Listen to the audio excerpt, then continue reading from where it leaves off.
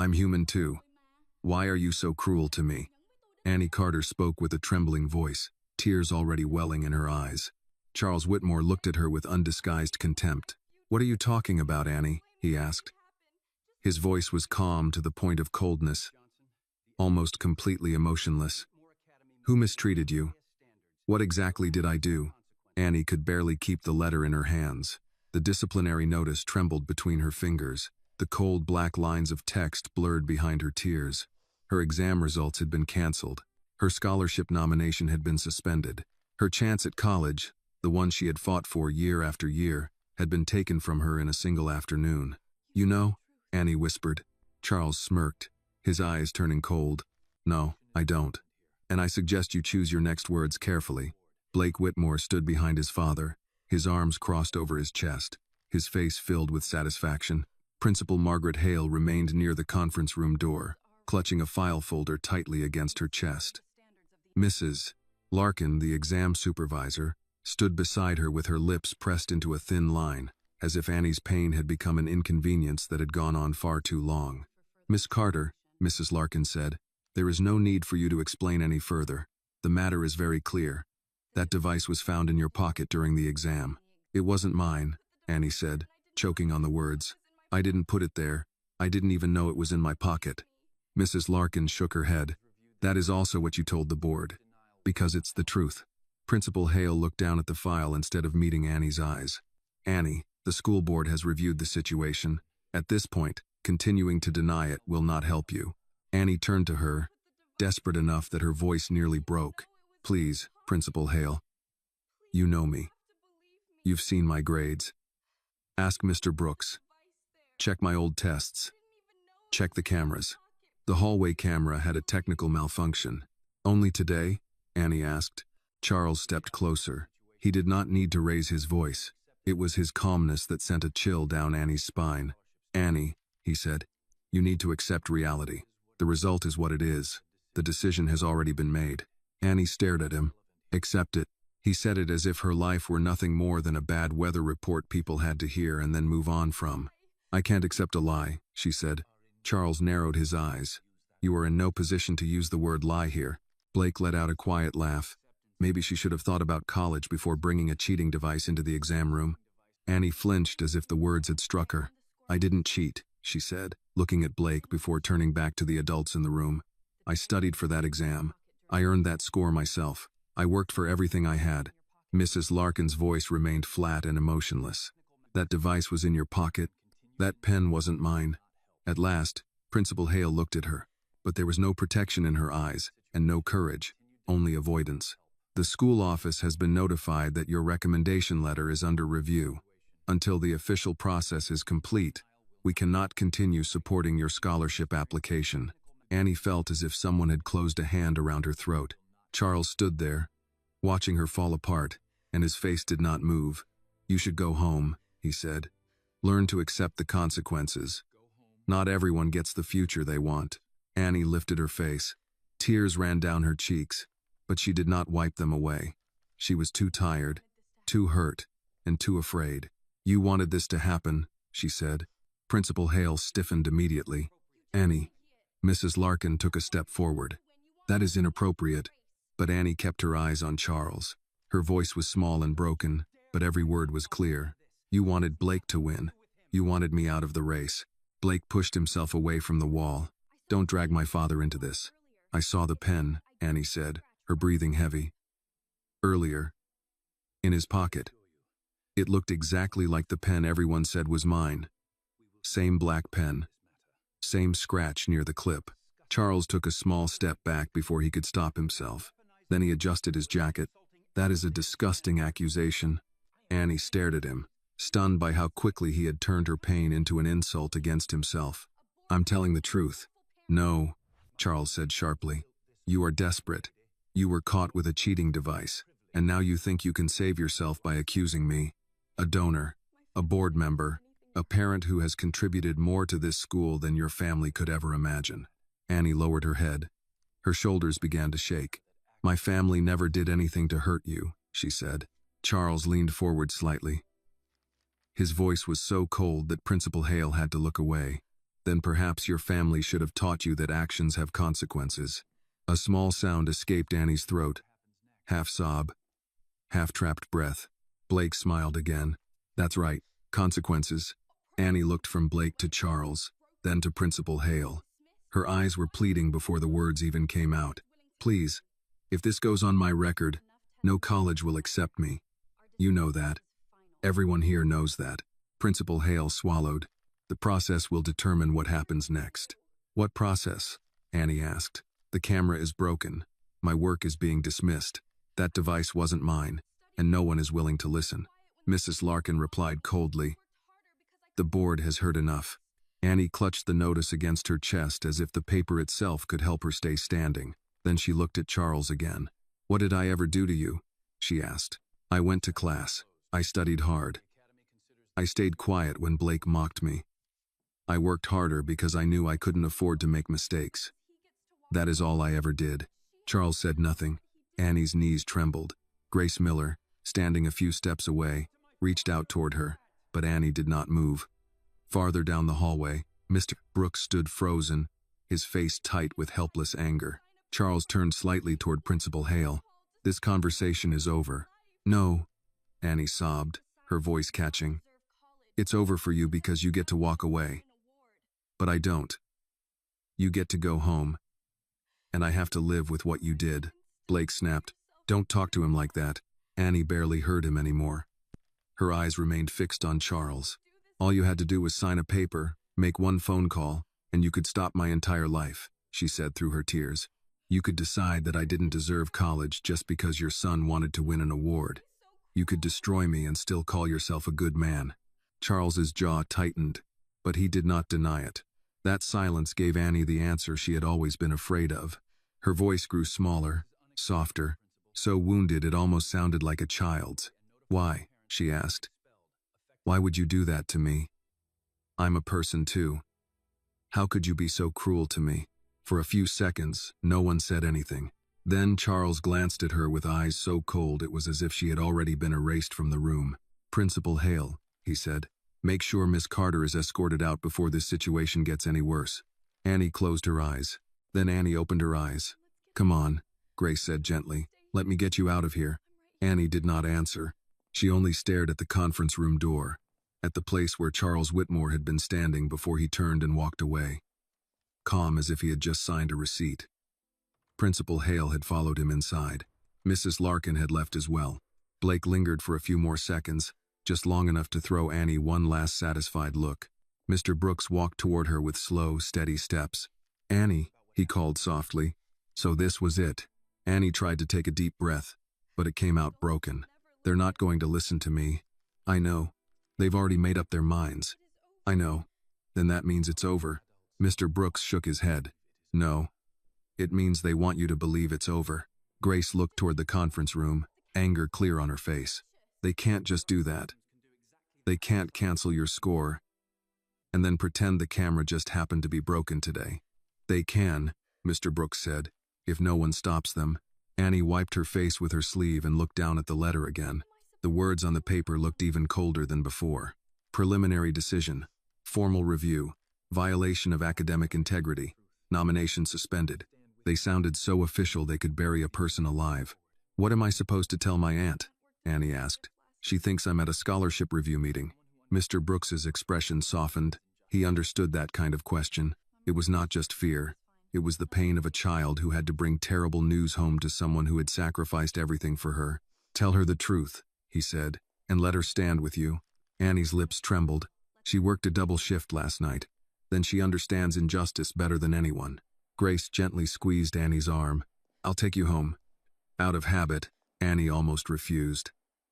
She was used to taking the bus. Used to handling things on her own. Used to not bothering anyone. Used to accepting only the kind of help that did not cost people too much. But her legs were still shaking, and the thought of sitting alone on a bus with that letter in her hand made her chest tighten again. Okay, she whispered. They walked together toward the main entrance without saying much. The school day had not ended yet, but the news had already spread.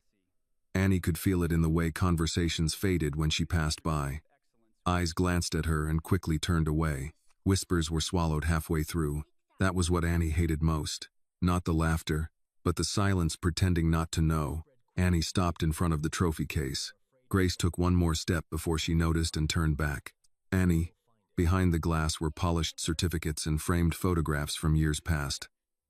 Debate champions, science fair winners, community leadership awards. Near the center was a photo from last semester. Annie stood beside Mr. Brooks, holding a certificate from the state civic essay competition. She remembered that day clearly. Aunt Clara had worn her church dress and clapped louder than anyone else. Blake had sat 2 rows away, staring down at his phone. Charles had been there too, smiling at donors and talking about excellence as if it were something his family owned. Now Annie stared at her own face in the picture. That girl looked hopeful, not exactly innocent, but close enough, and it made her heart ache. Grace followed her gaze. They have no right to take that from you. They already did. No, Grace said, her voice firmer now. They're trying to. Mr. Brooks stood a few steps away, his hands in the pockets of his jacket. Miss Carter, listen to me. Lies spread quickly in places like this because people are afraid to slow them down. But every lie has a crack in it. We're going to find that crack. Annie wanted to believe him. She truly did. But belief required strength. And most of her strength had already been used, just to remain standing. Outside, the afternoon sunlight felt painfully bright. Grace's car was parked near the student lot, an old blue Honda her mother had left her. On the other side of the parking area, Blake's red sports car sat near the entrance, spotless and arrogant even when it was still. Annie looked at it and remembered Blake's voice in the hallway. I guess the Whitmore Award goes to someone who knows how to follow the rules. She felt sick. Grace unlocked the car. Get in. Annie slid into the passenger seat and held her backpack tightly on her lap. Mr. Brooks leaned down beside the window before Grace could start the car. I'm going to request copies of every document from that hearing, he said. Your exam records, the proctor's report, the incident report, everything. Will they give them to you? Grace asked. At first, they'll avoid it. Then they'll delay. Then they'll act annoyed, because I keep asking. Grace frowned. That sounds like they won't give them to you. That sounds like Whitmore Prep, he replied. Then he looked at Annie. But I know how you work. I know how you write, how you solve problems, how you build an argument. If they switched anything, there will be signs. Annie looked up. Switched something? Mr. Brooks looked directly into her eyes. I don't say that lightly. Annie's fingers tightened around the edge of her backpack. Grace said at once, We'll help. Mr. Brooks nodded. Tonight, write down everything you remember, minute by minute, who stood where, who touched your bag, who left the room.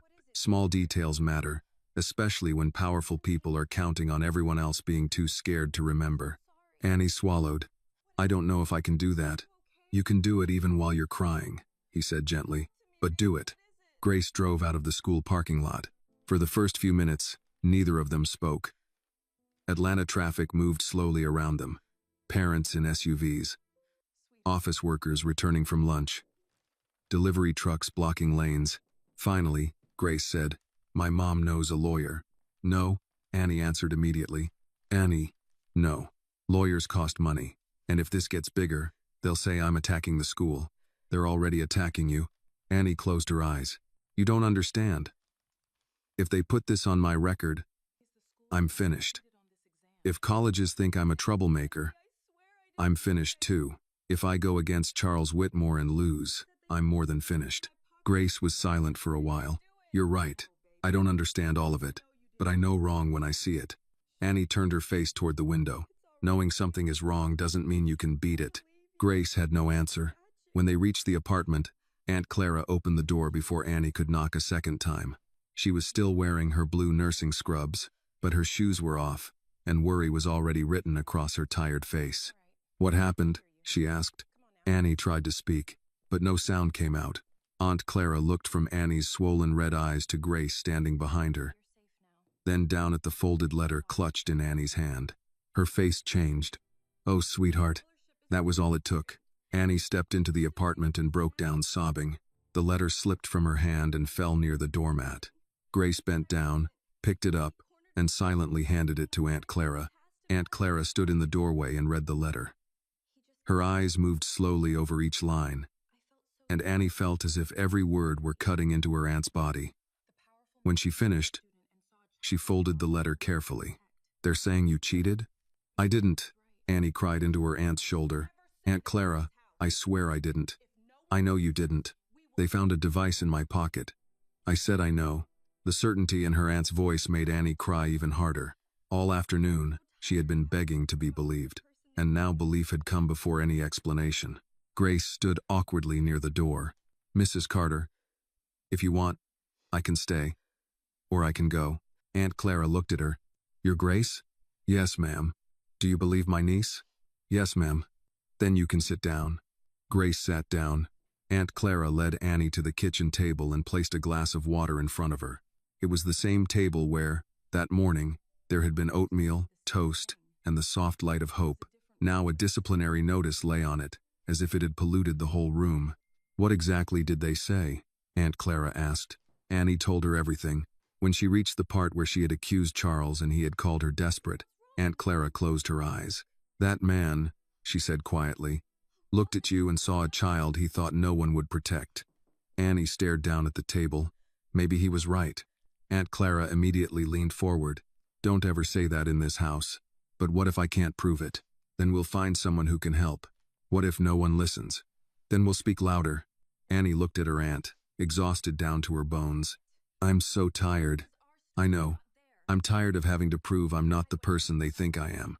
If this scene touched your heart, please like this video, comment where you are watching from, and subscribe to the channel for more emotional stories about courage, justice, and hope.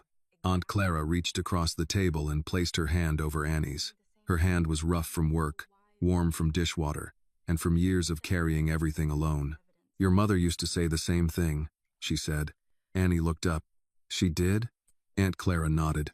Different room, same fight. Grace's phone buzzed. She checked the screen, and her face immediately tightened. "What is it?" Annie asked. Grace hesitated. "Grace, what is it?" Grace turned the screen toward Annie. Someone had just posted a message in the student group chat. "Heard the scholarship girl got caught cheating on the final. Guess she's not as smart as she looks." Annie stared at the message until the words blurred. Aunt Clara gently took the phone from Grace's hand, glanced at it once, and placed it face down on the table. "No," she said. Annie wiped her tears. "No what?" "No, they do not get to write the story about you and then force you to live inside it." Aunt Clara pushed the glass of water closer to Annie. "Drink. Then you're going to write down everything you remember." Mr. Brooks said the same thing. "Good," Aunt Clara said. "That is a wise man." Annie held the glass with both hands. Her hands were still trembling, but not as violently as before. Annie wrote until the lines on the page began to lean into one another. At first, the memories came out broken. 8:05. Arrived at school. 8:17. Saw Blake near lockers. 8:41. Entered testing room. Mrs. Larkin. By the door. Bag placed on back table. Grace 2 seats left. Blake near the window. She stopped, crossed out a word, tried again. The pen was not in my hand. I only used my blue pencil and calculator. Mrs. Larkin left the room once, maybe twice. Evan Cole came to the door. He spoke to her. I didn't hear what he said. Aunt Clara sat across from her, reading every line as if it were scripture. Grace stayed longer than she planned. Her phone on the table, copying Annie's notes into a clean timeline. Every now and then, she asked a question gently, careful not to make it sound like an interrogation. "Was your backpack zipped when you put it on the table?" Annie closed her eyes, trying to see the room again. "Yes, I always zip it. Did anyone stand near the bags?" Mrs. Larkin. Then Evan, when he came in, I think he stood near the back table. "Did Blake?" Annie shook her head, then paused. "Not during the exam. But before we started, he walked past my desk and said, 'Good luck. You'll need it.' I thought he was just being Blake." Grace typed that in. Aunt Clara's mouth tightened. People tell on themselves more than they know. Annie looked at the clock above the stove. It was almost 8. The room smelled of reheated chicken soup and coffee gone cold. She had not touched the soup. Aunt Clara had stopped telling her to eat after the 3rd try and simply left the bowl nearby. as if food could wait until grief made room for it. Grace's phone buzzed again. She checked it, frowned, and turned the screen down. Annie noticed. More messages? Nothing useful. That means yes. Grace hesitated. People are talking. But people talk because they don't know anything. They know what the school wants them to know. Aunt Clara reached for Annie's notebook and tapped the page. Then we give them something else to know. Annie wanted to believe that sentence could carry them. But beyond that kitchen, beyond the yellow light over the table and the tired love in her aunt's eyes, Charles Whitmore had money, lawyers, a last name on the science hall, and a son who was probably laughing somewhere Annie would never be invited. Across town, Blake Whitmore was not laughing as much as Annie imagined. He was sitting at the long dining table in his father's house in Buckhead, pushing asparagus around his plate while Charles cut into his steak with the slow precision he used for everything. The house was too quiet. It had high ceilings, expensive art, and rooms that made sound disappear. Blake used to think that meant they were rich. Now he knew it also meant no one in that house had to listen to anyone else if they did not want to. Charles had not said much since they left the school. That worried Blake more than anger would have. Finally, Blake dropped his fork. She's going to keep talking. Charles did not look up. Let her. She accused you in the hallway. She accused me while crying in front of half a dozen people after being caught with a device. That does not make her credible. Blake leaned back. Mr. Brooks was there. Charles's knife paused. Blake saw it and sat a little straighter. He heard everything. Daniel Brooks has made a habit of inserting himself where he does not belong. He likes her. He can like her from retirement if he becomes a problem. Blake stared at his father. Can you do that? Charles looked up then. Do you want me to? Blake did not answer right away. He wanted Annie gone. He wanted the award.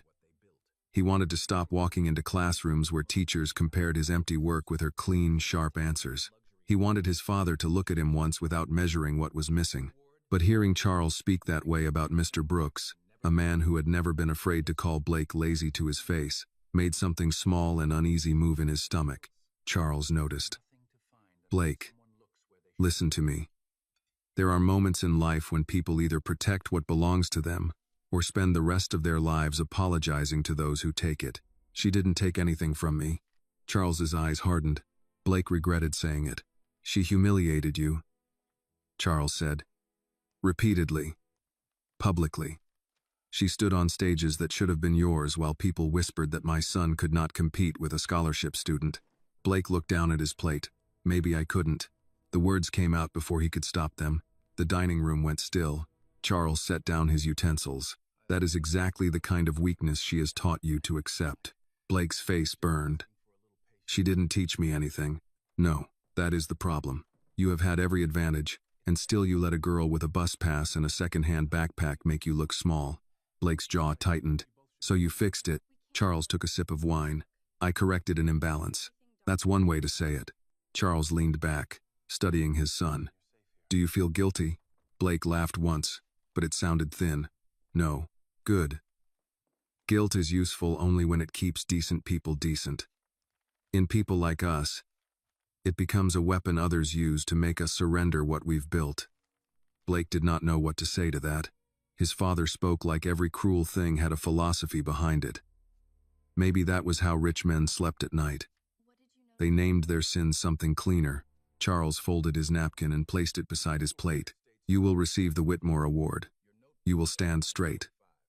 You will thank the school, your teachers, and your family. You will not mention Annie Carter. What if she appeals? She will. What if they find something? Charles smiled faintly, not with humor. There is nothing to find unless someone goes looking where they should not. At that same moment, Mr. Brooks was doing exactly that. He sat alone in his classroom with the lights dimmed except for the lamp on his desk. The halls had emptied hours ago. The cleaning staff moved somewhere in the building. Trash bags rustling, wheels squeaking. He had a stack of Annie's old essays and exams spread before him, along with a copy of the incident summary he had managed to obtain from a sympathetic office assistant who had whispered, "I can't be involved." While sliding it across the counter, he read the report twice. Then a third time. The language was neat, official, and bloodless. Unauthorized device located in student's personal belongings. Student denied knowledge of device. Testing integrity compromised. Recommendation: cancellation of score, pending review. No mention that Annie had never had a discipline issue. No mention that her previous work made cheating unnecessary. No mention that the camera failed at the exact hallway outside the testing room. No mention that Evan Cole had no reason to be at that door during an exam. Mr. Brooks removed his glasses and rubbed his eyes. "Lord," he said quietly, "give me patience, because I'm fresh out of politeness." A knock came at the door. He looked up. Grace stood there, backpack over one shoulder. Annie was beside her, pale and tired, clutching the Navy notebook. Mr. Brooks frowned. "You should be home." Annie lifted the notebook. "I wrote it down," Grace added. "We didn't want to wait." He could have scolded them. It was late. Annie had been through enough. Grace had already done more than most friends would. But then he saw Annie's face. Not strong, not fearless, just afraid, and still standing there anyway. He opened the door wider. "Come in," he said. Annie stepped into the classroom and set the notebook on his desk. Her hands trembled as she opened to the timeline. Mr. Brooks read in silence. Grace watched him. Annie watched the floor. When he reached the part about Evan Cole standing near the bags, his eyes stopped. "What?" Grace asked. Mr. Brooks did not answer immediately. He reached for the incident report and placed it beside Annie's notes. "In the official report," he said, "Mrs. Larkin states that no non-testing personnel entered the room after students arrived." Annie looked up. "But Evan came to the door." "You're sure?" "Yes. He had a gray campus tech badge." He spoke to her. She stepped out for a minute. Grace leaned over the desk. So Mrs. Larkin lied. Mr. Brooks's face was grim, or she left out the part that matters. Annie's throat tightened. "Can that help?" "It can start." He pulled a legal pad from his drawer and began writing. "Tomorrow, I request the visitor log, the hallway maintenance report, and the backup server record." Grace blinked. "There's a backup server?" "Schools like this back up everything except their courage." Annie almost smiled, but it faded quickly. "What if they refuse?" Mr. Brooks looked at her. "They will." "Then what?" "Then we ask why they're so afraid of proving you guilty." For the first time that night, Annie felt the lie around her shift. Not break, not yet, but shift. Mr. Brooks closed the report and placed his hand over it. "They wanted this to end in that hallway," he said. "So we begin there." By morning, Annie's name had already become a story other people were telling without her. She felt it before she heard it. The way conversations thinned when she stepped through the front doors. The way students glanced at her and then pretended to check their phones. The way two boys near the office stopped laughing too suddenly. Whitmore Prep had always been a place where rumors traveled fast, but this one moved like it had been given permission. Grace walked beside her, close enough that their shoulders almost touched. "Don't look at them," Grace said. "I can feel them looking. Then let them get a good view of you walking in." Annie tried to smile, but it did not reach her face. Her stomach had been tight since breakfast. Aunt Clara had packed toast and a boiled egg in a paper bag, but Annie had only managed 2 bites before the bus came. She had barely slept. Every time she closed her eyes, she saw Charles Whitmore's face when he told her to accept the result. At the main office, Mr. Brooks was already waiting. He wore the same brown jacket he wore on cold mornings, and he held a yellow legal pad under one arm. "You ready?" he asked. Annie shook her head. "Good," he said. "Ready is overrated. Present is enough." They walked into Principal Hale's office together. The room smelled faintly of lemon polish and old paper. Framed photographs lined the shelves. Graduating classes, ribbon cuttings, Charles Whitmore shaking hands in front of the science hall. Annie's eyes caught on that photo, and she looked away. Principal Hale sat behind her desk. Her posture was straight, but her face looked worn. She glanced at Grace, then at Mr. Brooks. "This is not a hearing," she said. "No one said it was," Mr. Brooks replied. "We're requesting records." Principal Hale folded her hands. "Daniel, this matter is under review. There are procedures. Then the records should support the procedure. We cannot release everything to students. I'm not asking for everything. I'm asking for the visitor log outside the testing wing, the maintenance report on the hallway camera, and confirmation of whether backup video exists." Principal Hale's eyes moved briefly to Annie. "That information may not be available." Grace spoke before she could stop herself. "How do you know if you haven't checked?" Principal Hale's mouth tightened. "Miss Miller, I understand you want to support your friend, but this is a serious matter. That's why we're here. Annie stood quietly, hands clasped in front of her. She wanted to speak, but the room made her feel small again. Principal Hale did not sound cruel. That made it worse. Cruel people were easier to hate. People who were kind in tone while letting harm continue were harder to understand. Mr. Brooks placed Annie's timeline on the desk. Miss Carter remembers Evan Cole entering the testing room after students had arrived. Mrs. Larkin's report says no non-testing personnel entered. Those two things cannot both be true. Principal Hale did not touch the paper. Memory can be unreliable under stress. Annie looked up then. I wasn't stressed when he came in. I was taking an exam. The room went quiet. Principal Hale finally picked up the timeline, skimmed it, and set it down. I'll ask about the log. And the camera report, Mr. Brooks said. I said I'll ask. No, Margaret. With respect, you'll request it in writing. And you'll copy me on that request. Her eyes sharpened. You are forgetting your position. Mr. Brooks leaned back, calm but firm. No, I'm remembering it. I teach here. I don't work for Charles Whitmore. The name hung in the room. Principal Hale stood. This meeting is over. Annie's chest tightened. Please, she said. Principal Hale paused. Annie hated how weak her voice sounded, but she could not make it stronger. If I did what they say, then the records will prove it. If I didn't, they'll prove that too. I'm not asking you to believe me because you like me. I'm asking you to check. For the first time, Principal Hale's expression cracked. Not much. Just enough for Annie to see the woman inside the title. I will make the request, she said quietly. Mr. Brooks nodded once. Thank you. They left before she could take it back. In the hallway, Grace let out the breath she had been holding. That was something, right? It was a door, Mr. Brooks said. Not an open one, but not locked. Annie wanted to feel relieved. Instead, she felt watched. Down the hall, Blake stood near the trophy case with two boys from the senior class. When he saw them, he pushed away from the wall. Well, he said, the defense team. Grace muttered, keep walking. But Blake stepped into Annie's path. You really don't know when to stop, he said. Annie kept her eyes down. Move, Blake. Or what? You'll accuse me too? Mr. Brooks's voice came low behind her. Mr. Whitmore, get to class. Blake smiled at him. Careful, sir. Wouldn't want you getting involved in things above your pay grade. Mr. Brooks did not move. My pay grade covers protecting students from bullies. You qualify. One of Blake's friends looked away, trying not to laugh. Blake noticed and his face darkened.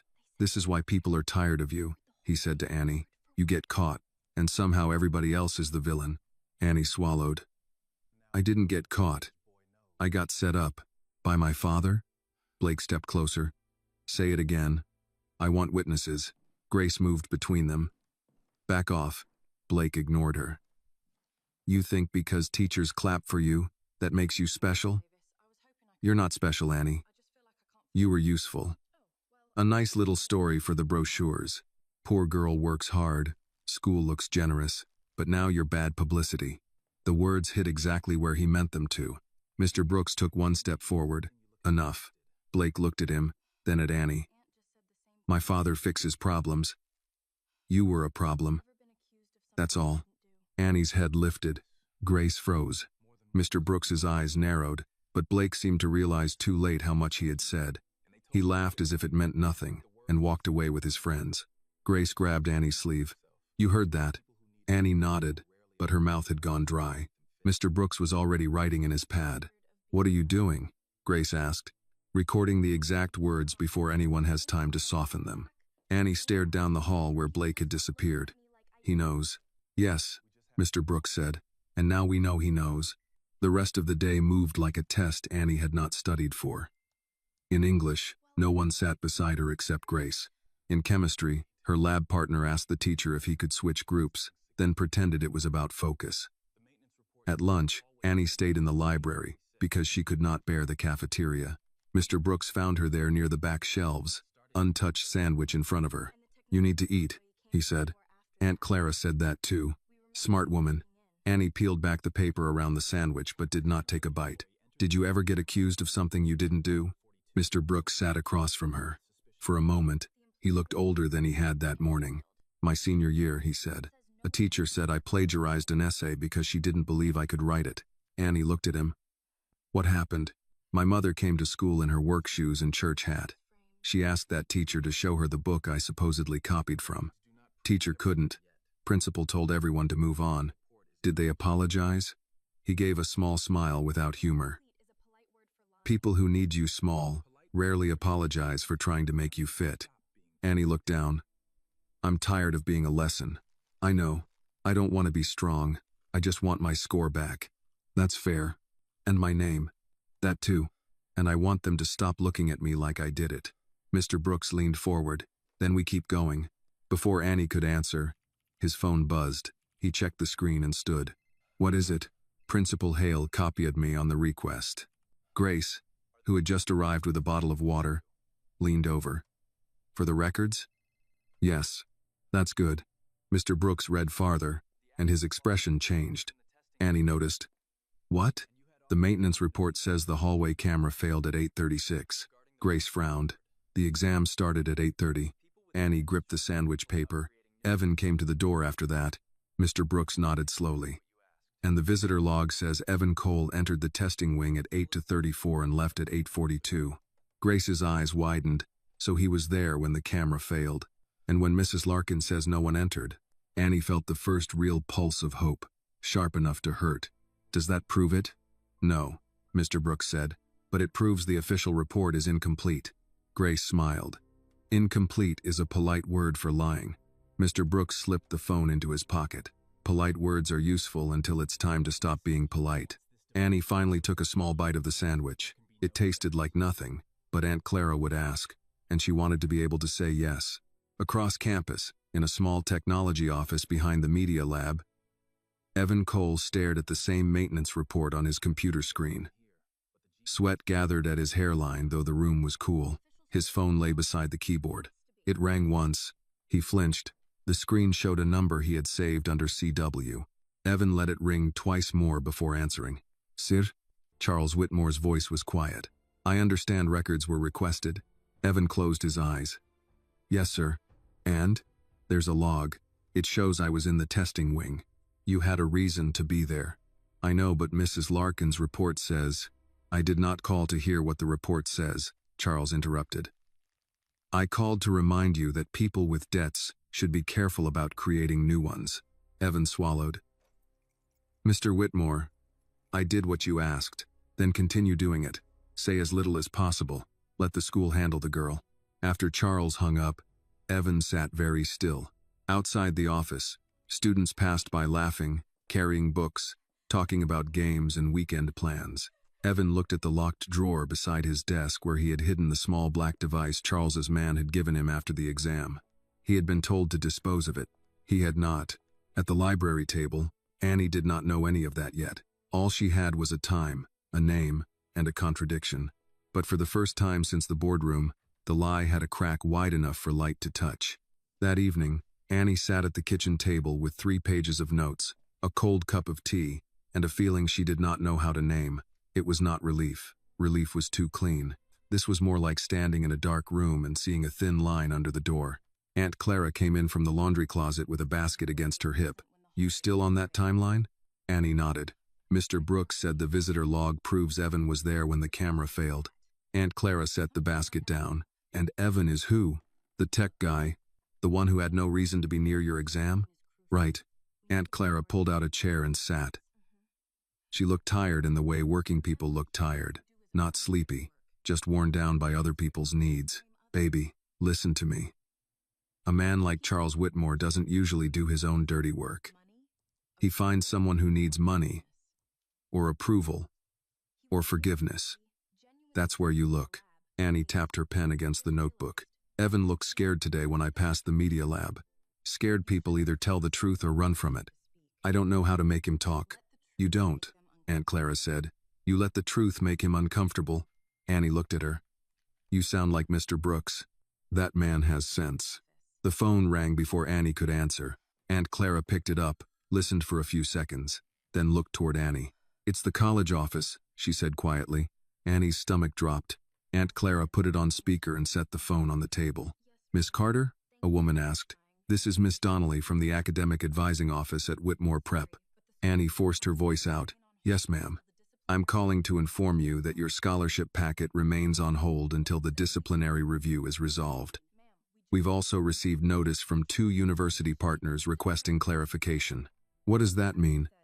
Aunt Clara asked. It means colleges may pause evaluation until the matter is settled. How long?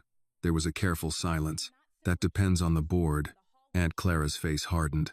The same board that canceled her score before checking the camera? Ma'am, I'm only relaying the status. Annie stared at the college brochure on the refrigerator. The corners had curled from months of being held under the peach magnet. If it takes too long, she said. Could I lose my spot? Miss Donnelly softened, but softness did not change the answer. Deadlines are deadlines, Annie. I'm sorry. After the call ended, the apartment seemed smaller. Aunt Clara reached across the table. Look at me. Annie did not. Look at me, baby. Annie lifted her eyes, and the tears came before she could stop them. They're running out the clock. I know. They don't even have to prove I cheated. They just have to wait until it's too late. Aunt Clara's hand closed over hers. Then we don't wait with them. The next morning, Grace met Annie outside the front gate with 2 coffees and a folder pressed under her arm. Annie had barely stepped off the bus before Grace pushed 1 cup into her hand. Drink. You look like you fought a ceiling fan and lost. Annie blinked. Good morning to you too. Grace lowered her voice. I found something. Annie's fingers tightened around the cup. What? Not here. They went to the side courtyard near the chapel, where seniors sometimes sat during lunch when the weather was warm. At that hour, it was empty except for fallen leaves, and a groundskeeper trimming hedges far enough away not to hear. Grace opened the folder. Inside were printed screenshots from student group chats. I went back 3 weeks, she said. Blake's been running his mouth. Annie read the first screenshot. Can't wait till the Whitmore Award stops being charity hour. The second was worse. Dad says optics matter. School needs the right winner this year. Annie swallowed. He wrote that? In a group chat with 6 people. One of them forwarded it to me after I asked around. Why would they help? Grace made a face. Because Blake is mean to everybody eventually. Annie read the final screenshot. Relax. Dad handled the scholarship girl. Her hands went cold. Grace watched her. I know it's not a confession, but it's something. It's him, Annie whispered. I know. Annie looked across campus toward the main building. Students walked under the brick arches with backpacks and breakfast sandwiches, laughing like the world had not shifted beneath her feet. We have to show Mr. Brooks, Grace said. They found him in his classroom before first period. He read the screenshots without speaking. The longer he stayed quiet, the more Annie worried. Is it useful? Grace asked. Mr. Brooks placed the pages on his desk. It's not enough by itself, but together with the visitor log and Mrs. Larkin's false report, it helps build intent. Grace exhaled. Good. Annie did not feel good. What if they say Blake was joking? They will. What if they say I'm twisting it because I'm angry? They will say that too. Grace threw up her hands. Then what's the point? Mr. Brooks looked at both of them. The point is not one piece of proof. The point is weight. One stone gets dismissed. A pile becomes hard to step over. Before Annie could answer, the classroom door opened. Principal Hale stood there. She looked from Mr. Brooks to Grace to Annie, then to the screenshots on the desk. Daniel, she said, may I speak with you outside? Mr. Brooks did not move. If it concerns Annie, she can hear it. Principal Hale stepped in and closed the door behind her. I received a call from Mr. Whitmore this morning. Grace muttered. Of course you did. Principal Hale ignored her. He is concerned that students and staff are spreading unfounded allegations against his family. Annie felt heat rise behind her eyes again. Not tears this time. Exhaustion. Mr. Brooks said, his son's messages are not unfounded. They are private student messages taken out of context. Grace snapped. He said his dad handled her. And you, Principal Hale said, finally looking at her, should be very careful about distributing screenshots that could be considered harassment. Grace stepped back as if she had been slapped. Annie spoke before fear could stop her. So Blake can say things about me, but if Grace shows them, she's harassing him? Principal Hale's face flickered. That is not what I said. It's what it sounds like. The room went still. Mr. Brooks's voice was calm. "Margaret, are you here to help find the truth or to warn us away from it?" She closed her eyes for a second. When she opened them, she looked older. "I'm trying to keep this from becoming something none of you can control." "It already is," Annie said softly, "because you let him control it first." Principal Hale did not answer. She turned to leave, but paused at the door. "The formal review has been moved up," she said. "Tomorrow afternoon." Annie's breath caught. "Tomorrow?" "Yes. You may bring a written statement. The board will make a final recommendation after that." After she left, Grace stared at the door. "They're rushing it." Mr. Brooks picked up the screenshots and slid them into a folder. "Yes." "Why?" Annie already knew. "Because they think we're getting too close." The day became a blur of classes Annie could not focus on, and eyes she could feel on her back. At lunch, she stayed with Grace in an empty music practice room because the cafeteria felt impossible. Grace tried to make her eat crackers from a vending machine. Annie took one and held it until it broke in her fingers. "You don't have to go to last period," Grace said. "If I skip, they'll say I'm hiding. They're going to say something either way." Annie looked at the broken cracker in her palm. "I hate that." After school, she went to the library to wait for Aunt Clara, who had insisted on coming to the review tomorrow. Annie tried to draft her statement, but every sentence sounded too weak or too angry. "I did not cheat." That was true, but it felt small against what they had built. "I have worked hard." Also true, but hard work had not protected her. "I deserve to be believed." She stared at that one for a long time. A shadow fell across the table. Blake stood there, hands in his jacket pockets. No friends this time. "You really should stop," he said. Annie closed her notebook. "Leave me alone. I'm serious. My dad's already annoyed. You keep pushing, it's going to get worse." "It already got worse." Blake leaned down slightly. "You think those screenshots matter? Everybody knows people talk trash. You have no idea what you're up against." Annie's heart pounded. "I know enough." "No, you don't." His voice dropped. "My father can make one call and turn this from a school issue into a legal one. Defamation, harassment, whatever his lawyers want to call it. You and your aunt got money for that?" The mention of Aunt Clara made Annie's stomach twist. Blake saw it and pressed harder. "Go home. Take the punishment. Maybe some community college will still take you after a year or two." Annie looked down at her notebook because if she looked at him too long, she might cry again. "Why do you hate me so much?" she asked. Blake's face tightened. "I don't hate you." "Then why?" For the first time, he had no quick answer. Then he said, almost bitterly, "Because every time you win, my father looks at me like I'm nothing." Annie looked up slowly. That was the first honest thing Blake Whitmore had ever said to her. But honesty did not make him kind. "So you decided I should be nothing instead?" she asked. His expression closed again. "I warned you." He walked away before she could answer. Annie sat alone for a minute, shaking. Then she opened her notebook and wrote down every word he had said. When Aunt Clara arrived, still in scrubs and smelling faintly of antiseptic and peppermint gum, Annie handed her the notebook. Aunt Clara read the new entry, her face going hard. "He threatened you." Annie nodded. "Then tomorrow, they're not just reviewing your record," Aunt Clara said. "They're going to look me in the eye while they try to bury you." Annie whispered, "What if they still do?" Aunt Clara closed the notebook and held it against her chest. "Then they'll have to bury the truth with witnesses standing around the grave." That night, Annie rewrote her statement at the kitchen table. She did not try to sound perfect. She did not try to sound impressive. She wrote like a girl who had nothing left to offer but the truth. At the top of the page, she wrote one sentence and underlined it. "I did not cheat, and I will not confess to a lie just because powerful people are tired of hearing the truth." The next afternoon, Annie arrived at Whitmore Prep with Aunt Clara on one side and Mr. Brooks on the other. Grace was waiting near the front office, holding a folder against her chest.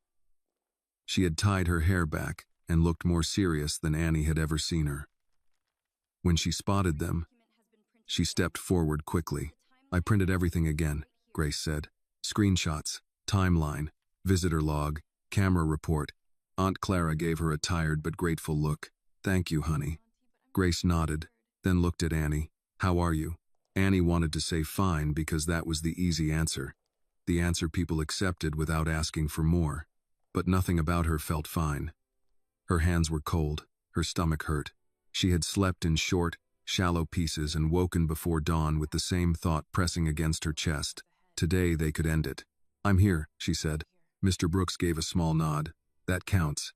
The boardroom was at the end of the administrative hall, past framed photos of graduating classes and donors shaking hands. Charles Whitmore appeared in 3 of them. Charles with a shovel at the science hall groundbreaking. Charles cutting a ribbon. Charles standing beside Principal Hale under a banner that read, "Building Futures Together." Annie slowed when she saw that one. Aunt Clara noticed and touched her arm. "Don't look at the wall, look at the door." Inside the boardroom, Principal Hale sat at the center of the long table. Mrs. Larkin sat to her right, stiff-backed, a manila folder in front of her. Evan Cole was there too, near the far end, his hands folded so tightly his knuckles had gone pale. He did not look at Annie. Charles sat beside Blake, not as a formal board member, Principal Hale explained, but as a trustee observer due to the scholarship's connection with the Whitmore Foundation. The explanation sounded rehearsed and wrong. Aunt Clara stopped at the doorway. "Observer?" Principal Hale cleared her throat. "Mr. Whitmore has no vote in this matter. Then why is he sitting closer to the table than my niece?" Charles looked at Aunt Clara for the first time. Not long, just enough to measure her and decide she was inconvenient. "This is a school proceeding," he said. "Not a courtroom." Aunt Clara stepped into the room, then stopped acting like the verdict came before the hearing. Annie looked at her aunt, startled. Aunt Clara's voice was polite, but there was steel under it. The kind of steel that came from long shifts, unpaid bills, and years of saying yes ma'am to people who mistook manners for surrender. Principal Hale gestured to the chairs. "Let's begin." Annie sat with Aunt Clara on her left, Grace on her right, and Mr. Brooks behind them. She placed her written statement on the table, smoothing the page with both hands. The underlined sentence stared up at her. "I did not cheat, and I will not confess to a lie just because powerful people are tired of hearing the truth." Principal Hale began with formal language. Date of incident. Testing protocol. Discovery of unauthorized device. Temporary cancellation of score. She spoke slowly, but every word felt like another brick being placed on Annie's chest. Then Mrs. Larkin read her statement. She said Annie appeared nervous during the exam. She said the device was found in Annie's bag. She said no one had accessed students' belongings during testing. Annie lifted her head. "That's not true," Principal Hale said. "You'll have a chance to respond." Mrs. Larkin continued without looking at her. "Based on the facts available, I believe the integrity of the exam was compromised." When she finished, Charles leaned back slightly.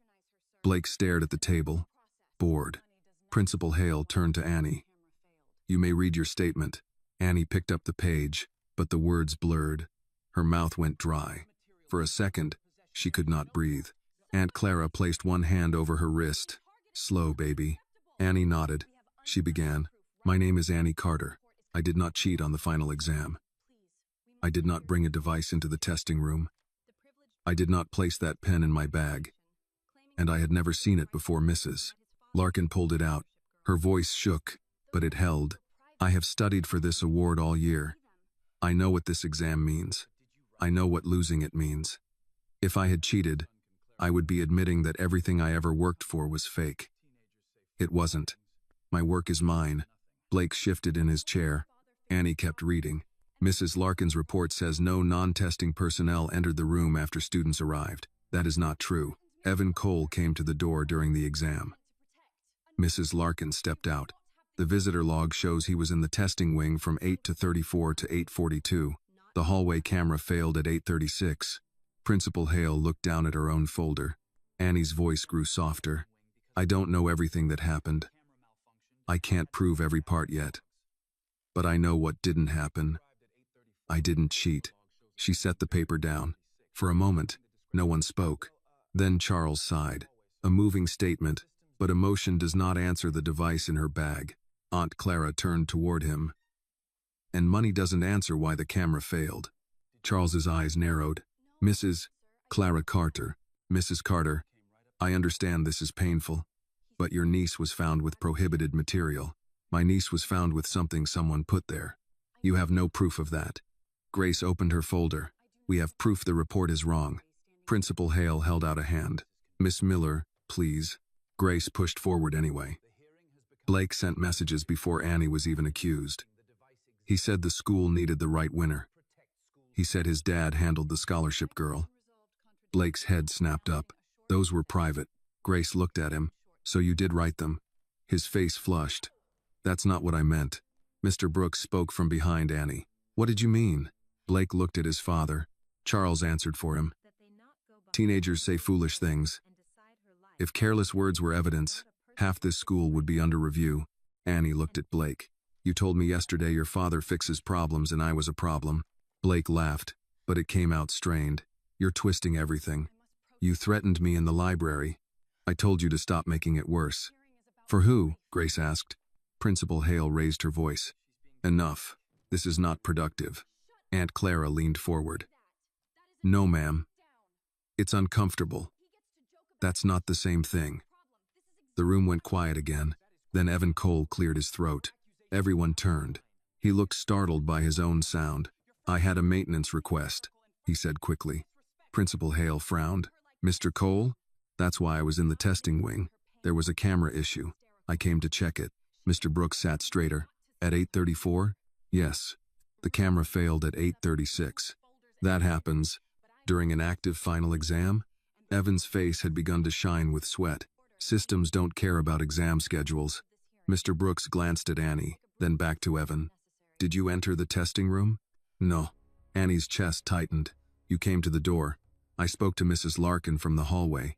You stood near the table where the bags were. No, I didn't. Annie looked at Mrs. Larkin. You know he did. Mrs. Larkin's face stayed rigid. I do not recall that. Aunt Clara whispered. Convenient. Charles stood. This has become a fishing expedition. The student was caught. The proctor confirmed it. The device exists. Unless someone can explain how it got in her bag without inventing a conspiracy, the board should protect the school's standards. Annie felt the room slipping away from her. Principal Hale looked exhausted. We will take a short recess. No, Annie said. Everyone looked at her.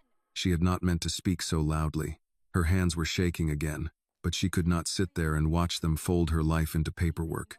No, she repeated quieter. Please don't go behind a closed door and decide this like I'm not a person sitting right here. Principal Hale's face softened, but Charles cut in. Miss Carter, this is not about your feelings. Annie flinched. Aunt Clara started to speak, but Annie touched her hand. She looked at Charles, and the fear in her was so deep it made her voice thin. It is about my life. Blake muttered. Drama. Grace turned on him. Shut up, Blake. Miss Miller, Principal Hale warned. No, Grace said. He gets to sit here after joking about this, after saying his dad handled her, and Annie is the one being treated like a problem. Charles's voice hardened. This young woman is becoming hysterical. Aunt Clara stood so fast her chair scraped back. Do not call her hysterical, because she's begging you not to steal her future. Charles stared at her. Aunt Clara did not sit down. You can dress it up in rules. You can put it in a folder. You can call it integrity. But I know what a setup smells like, Mr. Whitmore. And this room stinks of it. Principal Hale rose too. Mrs. Carter, please. Annie looked from her aunt to Mr. Brooks, then to Evan, whose hands were shaking now as badly as hers. He looked at Charles once, quick and terrified. Mr. Brooks saw it. So did Annie.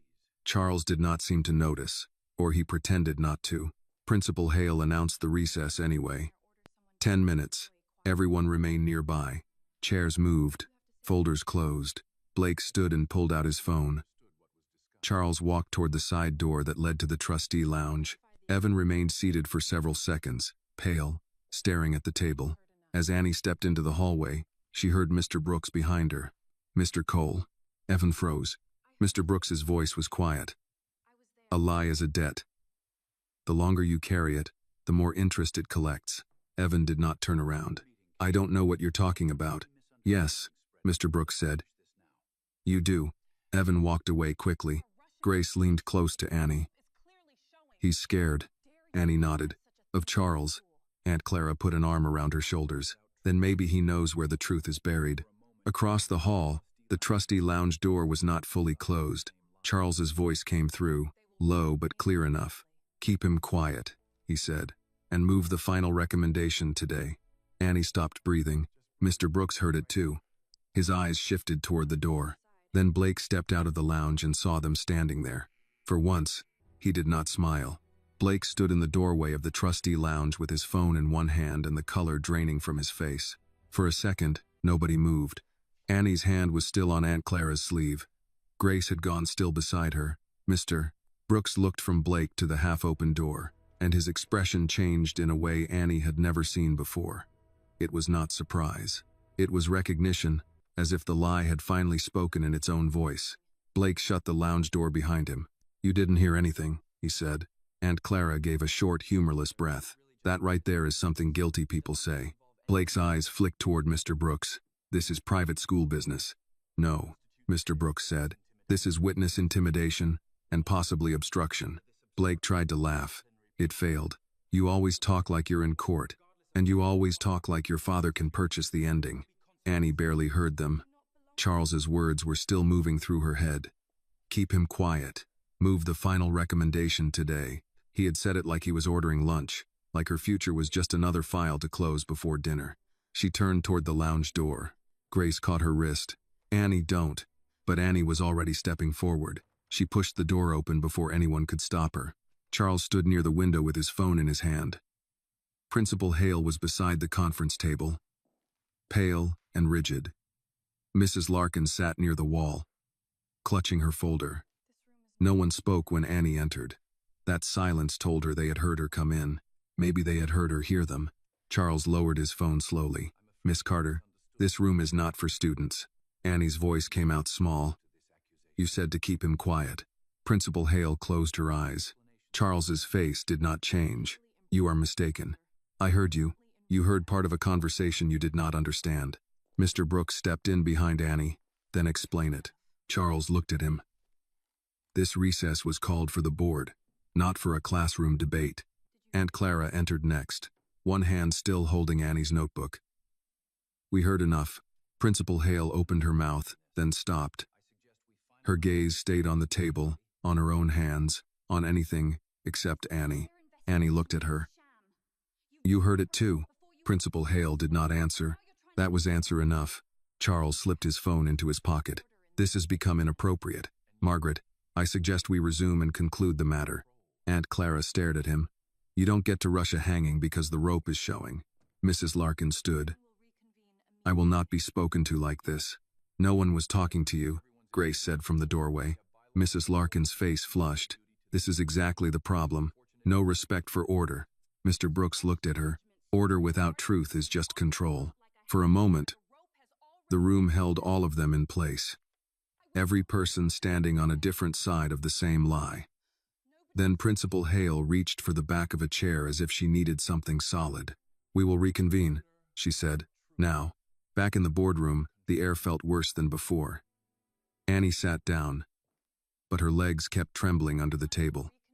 Blake took his place beside Charles and would not look at her. Evan Cole returned last. He looked sick. Principal Hale folded her hands. Before the recess, concerns were raised regarding procedural inconsistencies. Charles cut in. "Concerns, not evidence." Mr. Brooks did not look at him. "A false Proctor report is evidence of something." Mrs. Larkin snapped. "My report was not false." "Then why did you omit Evan Cole's presence in the testing wing?" "I did not consider it relevant." Grace leaned forward. "A tech employee near students' bags while the camera failed is not relevant?" Mrs. Larkin looked to Principal Hale. "Are we allowing students to interrogate staff now?" Aunt Clara answered before Hale could. "If staff helped frame my niece, yes." Charles's hand came down flat on the table. Not loud enough to be a slam, but enough to make Annie flinch. "This is absurd. Every minute we entertain this performance damages the school." "The student was found with a device. The exam is compromised. End of matter." Annie stared at his hand. It was the kind of hand that signed contracts, shook with politicians, rested on Blake's shoulder in newspaper photos. It did not look like a hand that could ruin a girl. Maybe that was the danger. Cruelty did not always come with dirty fingernails. Principal Hale's voice was low. "Mr. Whitmore, please." "No, Margaret. You know what must be done." Aunt Clara turned to Principal Hale. "Did he just instruct you?" Charles smiled without warmth. "Mrs. Carter, I have supported this institution for more than a decade. And you think support means ownership? It means responsibility. No, Aunt Clara said. Responsibility would be checking the truth before you crush a child. Charles's jaw tightened. Do not call her a child when she is old enough to cheat. Annie dropped her gaze. The room went quiet in the worst way. Even Blake looked uneasy for half a second. Mr. Brooks's voice came soft. Say that again, Charles. Charles looked at him. Say it again, Mr. Brooks repeated. Let everyone hear how easily you speak about a girl whose future you're holding in your hand. Charles looked away first, but only because Principal Hale stood. We are moving to final recommendation, she said. Annie's head jerked up. Already? Principal Hale did not meet her eyes. Based on the device recovered, the proctor statement, and the compromised integrity of the exam, the board recommends cancellation of the score and a formal notation pending district academic review. Grace whispered. No. Aunt Clara stood. You can't be serious. It is not final until the district review, Principal Hale said. But she sounded like she no longer believed her own words. Annie felt her body go cold. A formal notation means colleges see it. Principal Hale was silent. That means they think I cheated. I'm sorry. Annie looked at her. No, you're not. The words came out quietly. Not rude. Not loud. Just true. Principal Hale's eyes filled, but tears from the person holding the knife did not help the person bleeding. Charles began gathering his papers. The school has made the correct decision. Evan Cole made a sound. It was small, almost nothing, but in that room, it landed hard. Everyone turned toward him. He had both hands on the table now, breathing too fast. His face was damp. He looked at Charles, then at Annie, then at the folder in front of Mrs. Larkin. I need a minute, he said. Charles's face sharpened. You've had several. Evan swallowed. I need to step out. No, Mr. Brooks said. Stay. Charles turned on him. You do not give instructions here. Mr. Brooks ignored him. Evan, look at me. Evan did not. Mr. Brooks's voice softened. Whatever he promised you, whatever he threatened, it won't hold once this breaks. And it will break. Maybe not today. Maybe not in this room. But lies like this break because they require too many frightened people to stay quiet forever. Charles stood. This is harassment. Evan suddenly pushed back his chair. It scraped hard against the floor. I didn't put it in her bag, he blurted. Annie stopped breathing. Mrs. Larkin's eyes widened. Charles went still. Blake sat frozen, his mouth slightly open. Evan looked terrified by what had just come out of him. Mr. Brooks took one careful step forward. What did you say? Evan shook his head. I didn't put it in her bag. I just handed it off. Charles's voice came low. Stop talking. But Evan had crossed the line, and panic had taken him faster than loyalty could pull him back. I was told to disable the hallway camera for maintenance. Just a few minutes. That's all. Mrs. Larkin was supposed to step out. The bag was on the back table. Mrs. Larkin stood so quickly her chair nearly tipped. That is a lie. Evan pointed at her, shaking now. You took it. You said no one would ever question you because you were the proctor. Annie's eyes filled again, but this time the tears came with shock. Aunt Clara whispered, Lord have mercy. Charles moved toward Evan. You are confused. Evan backed away. No, I'm not. I kept it. Charles stopped. Mr. Brooks noticed. Kept what? Evan looked as if he might be sick. The real device. The one they told me to get rid of after the hearing. I didn't. It's in my office drawer. Grace covered her mouth. Principal Hale gripped the table. Evan, he paid me, Evan said, and now his voice broke, not directly, through a consulting invoice. I owed money. I was stupid. I thought it was just some rich kid thing, changing a score, making an issue disappear. I didn't know it would. He looked at Annie. I'm sorry, he said. Annie could not answer. The apology hit her, but it did not heal anything. It only proved that her pain had been planned. Charles's expression had become unreadable, but his eyes were dangerous. You have no idea what you're saying. Evan laughed once, bitter and scared. I know exactly what I'm saying. You called me last night. You called me during recess. The logs will show it. Blake turned to his father. Dad? Charles did not look at him. Principal Hale sat down slowly, as though her knees had given out. Mrs. Larkin started speaking too fast, denying everything, saying Evan was unstable, saying Annie's supporters had pressured him, saying this was outrageous. But no one was listening to her the way they had before. Aunt Clara moved close to Annie and put a hand on her back. "Breathe," she whispered. Annie tried. Mr. Brooks looked at Principal Hale. "Now we stop the recommendation." Principal Hale nodded, stunned. "Yes. And we secure that drawer before anyone touches it." "Yes. And we notify the district." Charles spoke then, cold and controlled. "I advise everyone in this room to consider the legal consequences of repeating unverified claims." Aunt Clara looked at him. "You still threatening people?" He looked at Annie. For the first time since this began, she saw something behind his contempt. Not remorse. Not yet. Something closer to fear. Annie wiped her face. Her voice was weak, but the whole room heard it. "You knew." Charles said nothing. "You knew I didn't cheat." His silence filled the boardroom, and for Annie, that silence was the first honest answer he had given. Evan's words did not free Annie the way she had imagined truth would. For a few seconds, the room seemed to tilt, and all she could do was sit there with Aunt Clara's hand on her back, breathing through the shock. She had wanted someone to say it. She had prayed for one adult in that building to admit what had been done, but hearing it out loud did not erase the hallway whispers, the canceled score, the fear that had crawled into her chest and made a home there. It only made the cruelty real. Principal Hale picked up the phone on the table with unsteady fingers. "Security needs to secure the Media Lab office," she said to the receptionist. "Now. No one enters until I get there." Charles stepped toward the door. "This is premature." Mr. Brooks moved before anyone else did, placing himself between Charles and the exit. He did not touch him. He did not need to. "Where are you going?" Mr. Brooks asked. Charles's eyes narrowed. "Move." "No." Aunt Clara stood beside Annie. "You heard the man. Sit down." Charles looked at her with cold disbelief. "You do not give orders to me. And yet here we are." Blake looked from his father to Evan, panic replacing his usual arrogance. "Dad, what is he talking about? What device?" Charles did not answer. That frightened Blake more than any denial would have. Principal Hale rose from her chair, her face pale but set now. "Mr. Whitmore, no one leaves until district officials are notified." Charles gave a short laugh. "You are making a mistake." "I already made one," she said quietly. "I'm trying not to make another." For the first time since Annie had known her, Principal Hale sounded like someone who understood the cost of her own fear. Mrs. Larkin began gathering her papers with shaking hands. "I refuse to be part of this circus." Grace stepped in front of her. "You're not taking those?" Mrs. Larkin stiffened. "Excuse me? You heard me." Principal Hale turned.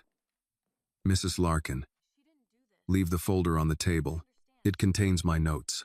It contains evidence." The proctor's face flushed. "You are treating me like a criminal." Aunt Clara looked at Annie, then back at Mrs. Larkin. "Funny how that feels different when it happens to you." Mrs. Larkin froze, and for a moment Annie saw not guilt, exactly, but fear of losing the protection she had been so comfortable using against someone else. Security arrived with the school resource officer, Officer Ben Collins. A heavy-set man in his 50s who knew most students by name and usually spent his days directing traffic, breaking up parking lot arguments, and reminding boys to take off baseball caps indoors. He stepped into the room, looked around, and sensed quickly that this was no normal discipline meeting. "Principal Hale?" he asked. "We need to secure Mr. Cole's office. There may be evidence related to the exam incident." Officer Collins's gaze moved to Annie. His face softened. He had seen her receive awards in this school. He had once helped jumpstart Aunt Clara's car after a winter concert. "Annie," he said carefully, "you all right?" Annie tried to answer, but her throat closed. Aunt Clara said, "No, she is not, but she's standing." Officer Collins nodded once, then looked at Evan. "You're coming with me." Evan stood. His legs seemed unsteady. Charles spoke sharply. "Mr. Cole, I strongly advise you not to say another word without counsel." Evan looked at him, and something tired passed over his face. "You should have thought of that before you asked me to help ruin a kid." Blake flinched at the word kid. Charles did not. They all moved toward the Media Lab together. Not as a group, but as separate pieces of a broken machine.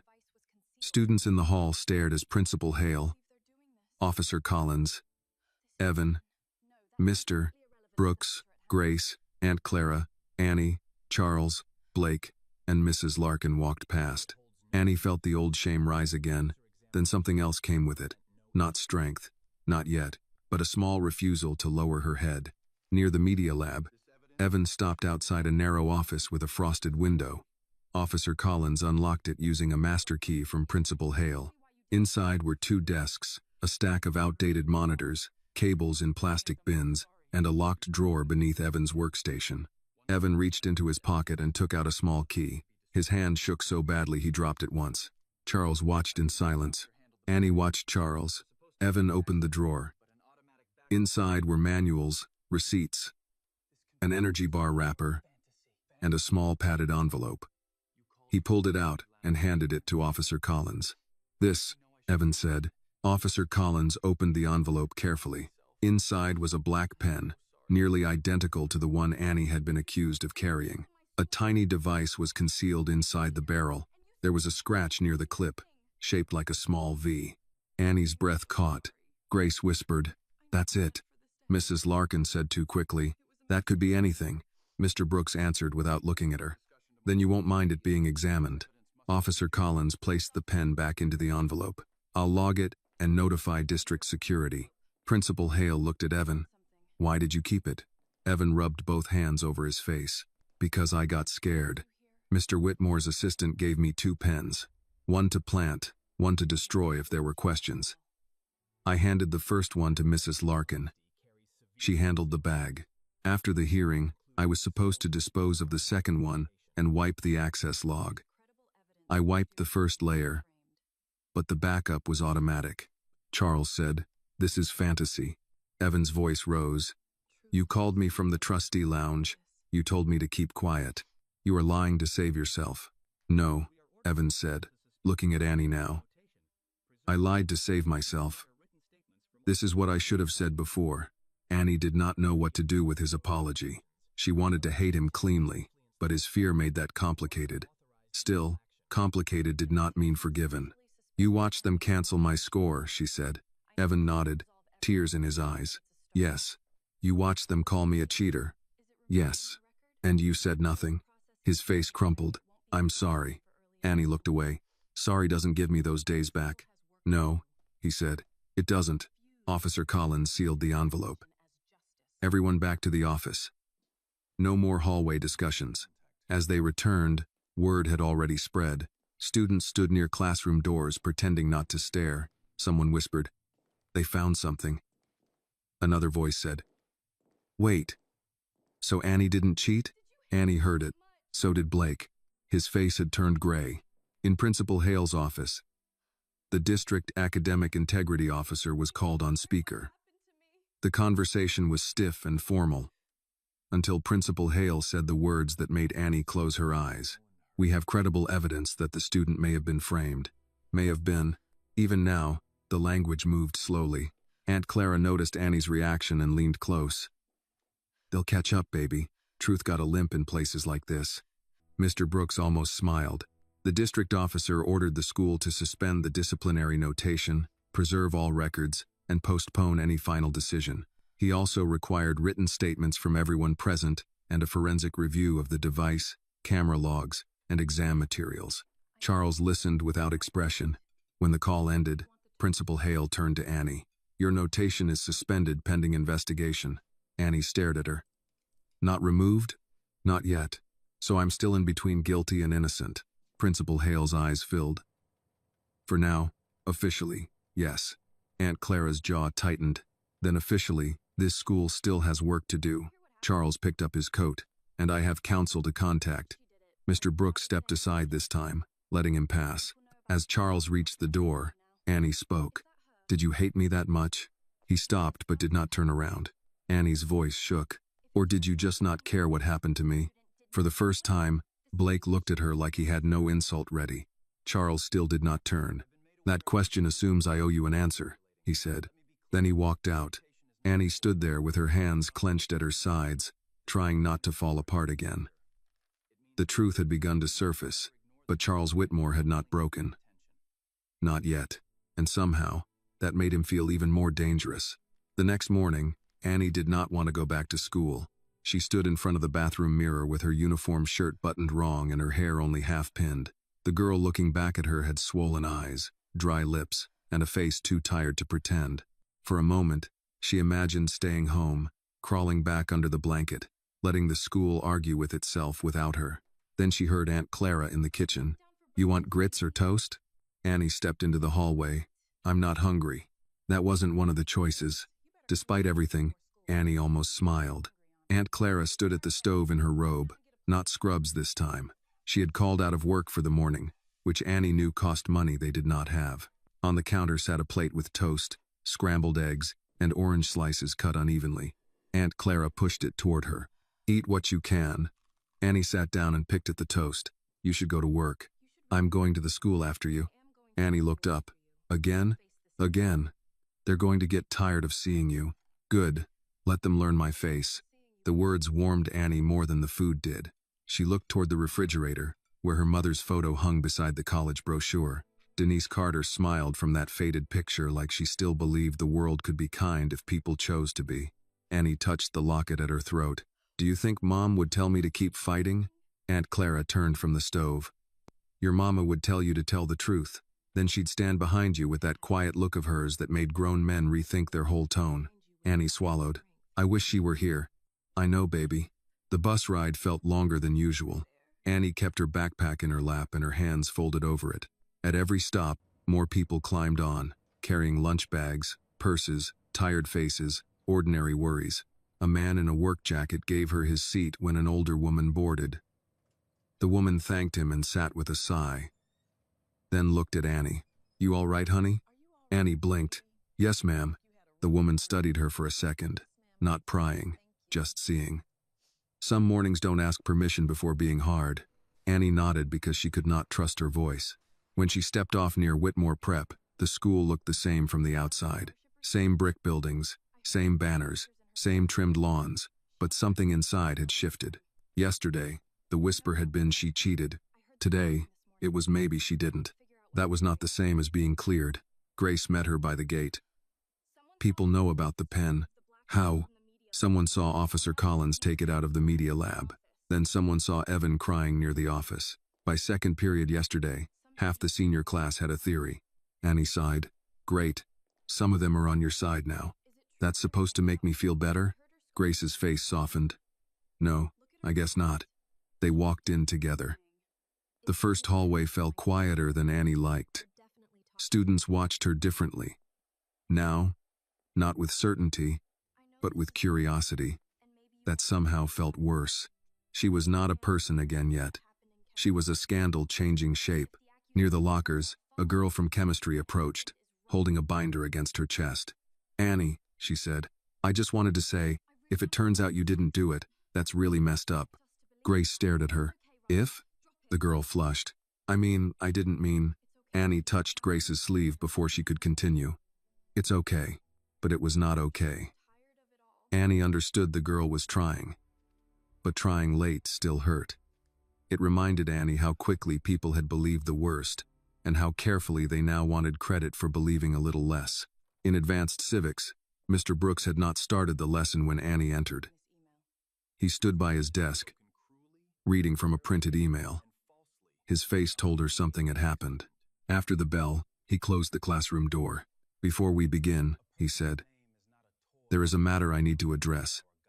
Some of you have spoken about Miss Carter in ways that were cruel, careless, and in several cases, false." The room went still.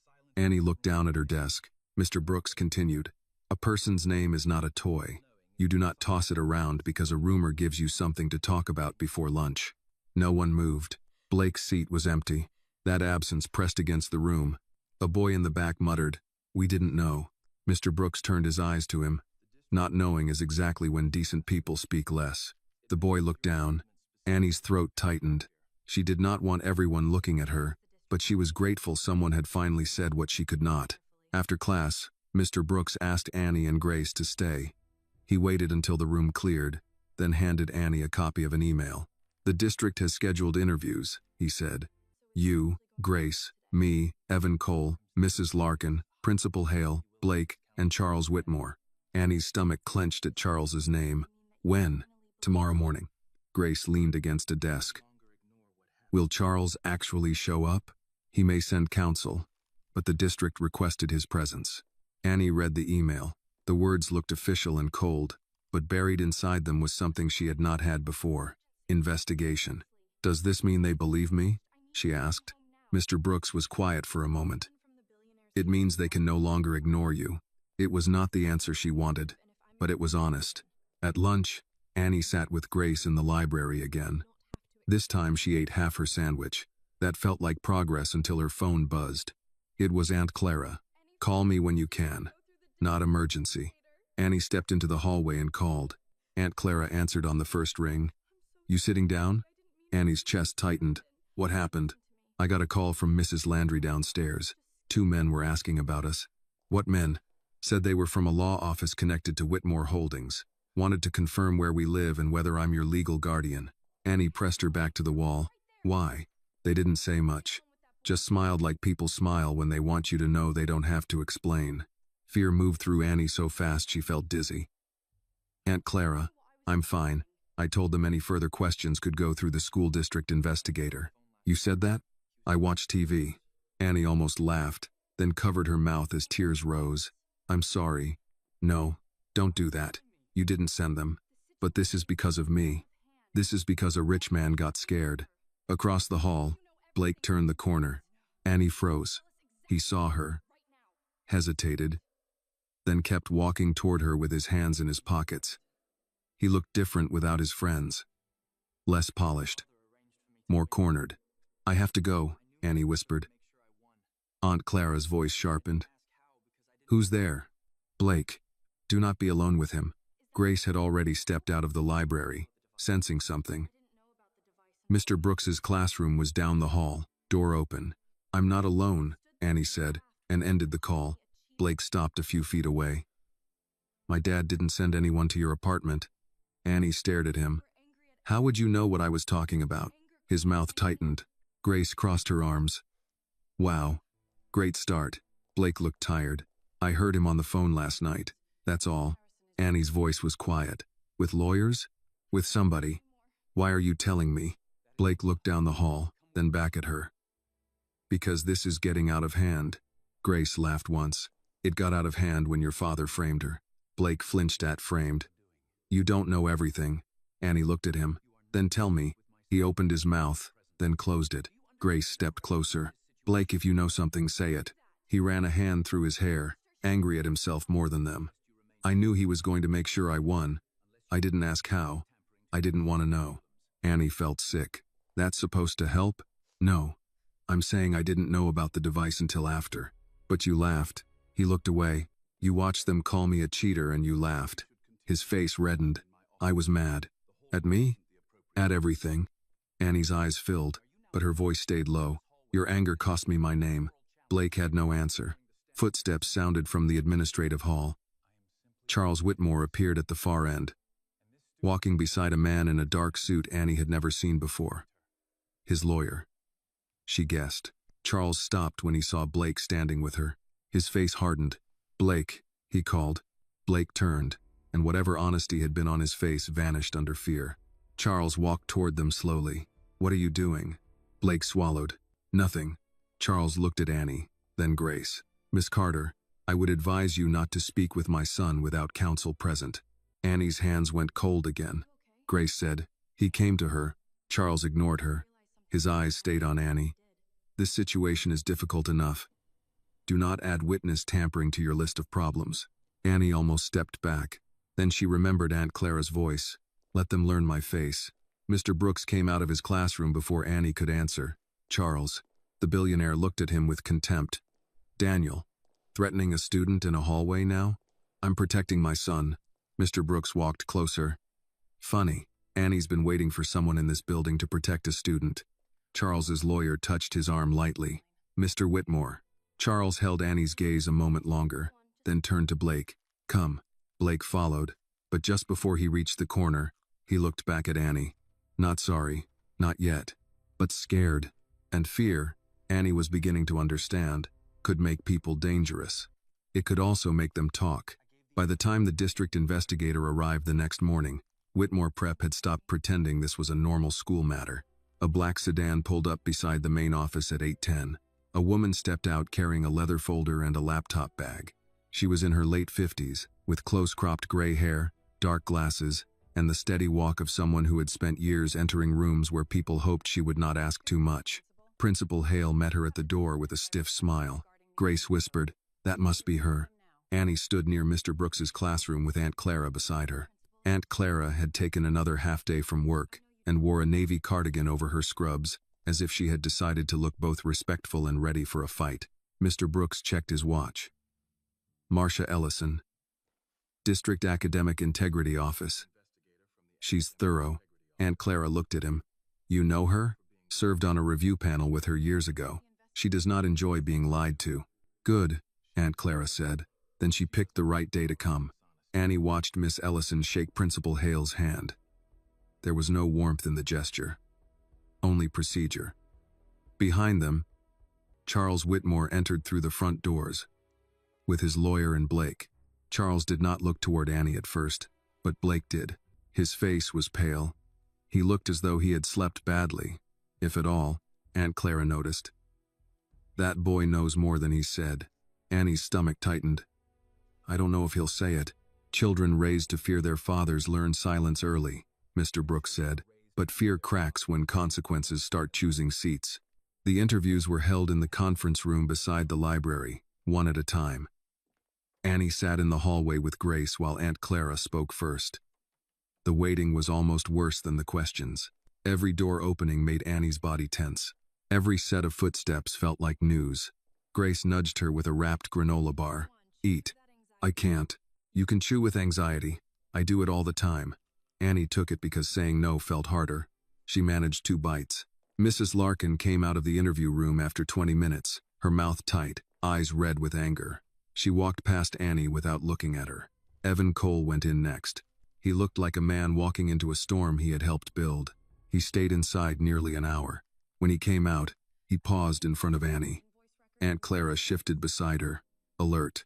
Evan's voice was low. I gave her the invoice records and the call logs. Annie held the granola bar in both hands. Okay.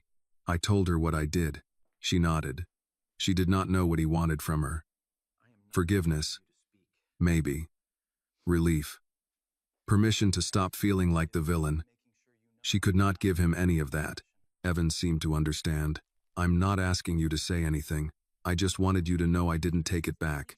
That's the least you could do, Aunt Clara said. Evan accepted it with a small nod and walked away. Grace exhaled. Wow. Aunt Clara sat back down. Truth doesn't make a man noble just because he finally stops lying. When Annie's turn came, her legs felt unsteady. Aunt Clara started to rise, but Miss Ellison appeared at the door and said, Miss Carter may bring one adult support person. Annie looked at Aunt Clara, then at Mr. Brooks. Her aunt touched her cheek. Take Mr. Brooks, she said. He knows the school language. I'll be right outside knowing the Lords. Inside, Miss Ellison sat across from Annie with a recorder on the table. Her voice was professional but not cold. Miss Carter, I know you've told this story several times. I'm going to ask you to tell it once more, as clearly as you can. Start with when you entered the testing room. Annie breathed in. She told it. The bag on the back table. Mrs. Larkin by the door. Blake's comment before the exam. Evan coming to the doorway. Mrs. Larkin stepping out. The pen appearing in her bag. The board refusing to check the camera. Charles telling her to accept the result. The trustee lounge. Keep him quiet. Miss Ellison took notes without interrupting except to ask for times. When Annie finished, Miss Ellison leaned back. Why do you believe Mr. Whitmore targeted you? Annie looked down at her hands. Because Blake was going to lose. That is motive for Blake. Why Charles? Annie's throat tightened. She had thought about this all night. How to say it without sounding bitter. How to explain something that had lived in glances, comments, and rooms where she was always expected to be grateful. Because I kept winning, she said. And I wasn't the kind of student he wanted winning an award with his family's name on it. Miss Ellison's pen paused. What do you mean by that? Annie looked up. I mean I ride the bus. I'm on scholarship. I'm black. I don't come with donors or parents who play golf with board members. When I won, people called it inspiring. When Blake lost, they called it embarrassing. Mr. Brooks stayed silent beside her, but she felt his attention like a hand at her back. Miss Ellison nodded once. Thank you for saying that plainly. The words almost broke Annie.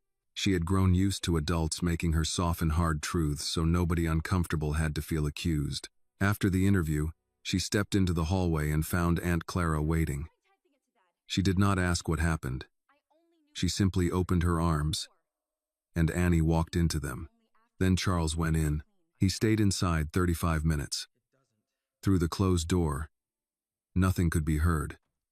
But Blake sat 2 chairs away, with his knee bouncing so fast. Grace kept looking at it. His lawyer had gone in with Charles, leaving Blake alone under the eyes of people he could not impress. Annie watched him.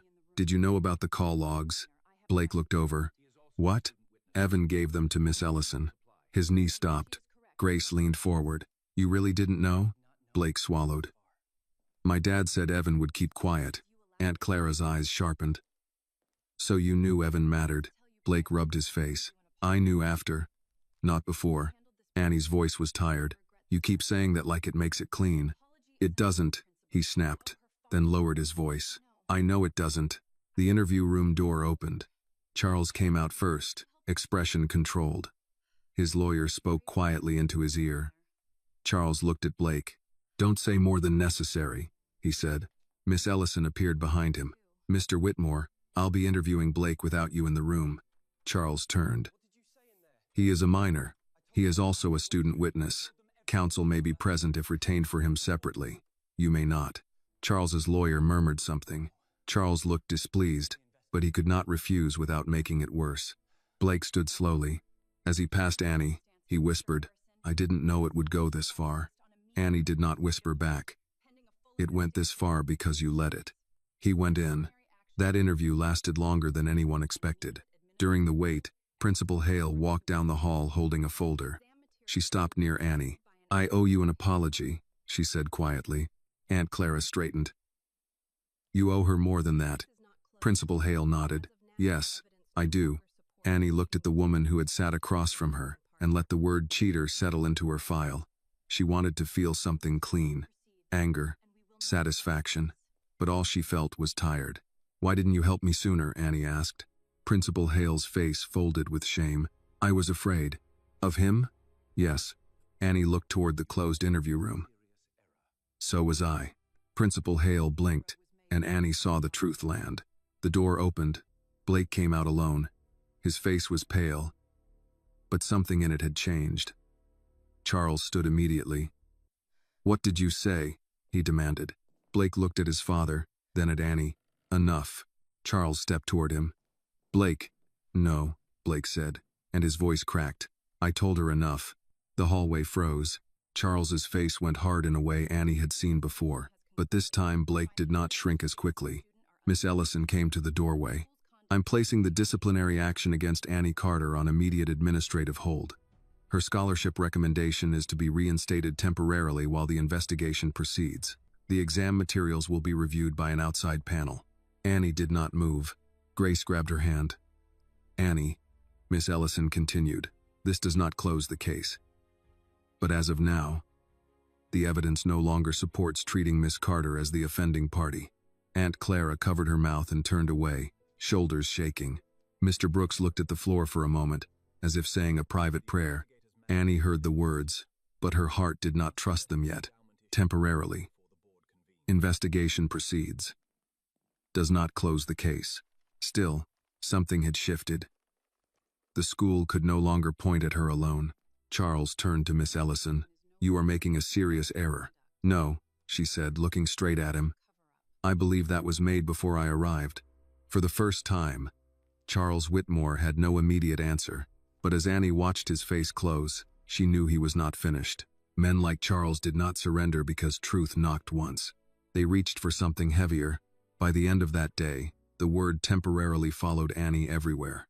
Her scholarship recommendation was temporarily reinstated. Her disciplinary notation was temporarily held. Her exam score was temporarily under review. People who had looked away from her on Monday were temporarily polite by Wednesday afternoon, as if kindness could be borrowed until the truth became official. Annie hated that word. Temporary meant the floor could still open. Temporary meant Charles Whitmore still had time. Temporary meant she was allowed to breathe, but not too deeply. After school, Mr. Brooks asked Annie, Grace, and Aunt Clara to meet him in his classroom before they went home. The room was quiet except for the hum of the old air vent. Most students had left. A few athletes shouted somewhere outside near the field, their voices rising and fading through the window. Mr. Brooks placed a folder on his desk. Miss Ellison requested the original exam packets from the secure storage room. Principal Hale says they'll be transferred to the district tomorrow morning. Grace leaned against a desk. That's good, right? It should be. Annie heard the warning in his voice. But until those papers leave this building, I don't like it. Aunt Clara crossed her arms. You think somebody might touch them? I think someone already touched them once. Grace looked toward the hallway. Can we make copies? Not legally. Not unless the district authorizes it. Aunt Clara gave him a look. That sounds like a teacher answer. It is, and I'm trying very hard to keep us from giving them a reason to call Annie the problem again. Annie sat at one of the front desks, fingers wrapped around the strap of her backpack. What happens if the exam packet disappears? Mr. Brooks did not answer fast enough. Grace pushed off the desk. No. That can't be their next move. It can be, Aunt Clara said. When people are cornered, they don't suddenly become fair. Mr. Brooks nodded. That's why I asked Officer Collins to confirm the storage room is sealed. He said he would do rounds tonight. Annie looked up. Can we trust him? I believe so, but belief is not a lock. That sentence stayed with Annie as Grace drove her and Aunt Clara home. Outside the car window, Atlanta moved into evening traffic. Office lights came on. Brake lights lined the road like red beads. People were going home to dinner, television, laundry, homework, small arguments about dishes. Annie wondered what it felt like to have a normal bad day again. Grace glanced at her. You okay? Aunt Clara answered before Annie could. No. Annie looked at her aunt. Aunt Clara shrugged. You're not. No need to dress it up. Grace nodded. Fair. Annie leaned her head against the window. I keep thinking if they give me my score back, I'll feel better. You will, Aunt Clara said, but not all the way. No, not all the way. Grace slowed at a light. What would make it all the way? Annie thought about Charles's face. Blake's smile. Principal Hale avoiding her eyes. Mrs. Larkin saying the facts were clear. The group chat messages. The way her name had become something people chewed on between classes. I don't know, she said. Maybe nothing. Aunt Clara reached from the back seat and squeezed her shoulder. Some wounds don't close because somebody fixes the paperwork. But paperwork still matters. You get your name clean first. Healing can take its number, and wait. At home, Annie tried to eat dinner. Aunt Clara made baked chicken, green beans, and rice because she said people under stress needed real food, not vending machine crackers and fear. Annie ate enough to keep her aunt from fussing. Afterward, she sat on the couch with her notebook, but the words would not come. Her phone buzzed. Unknown number. She stared at it until it stopped.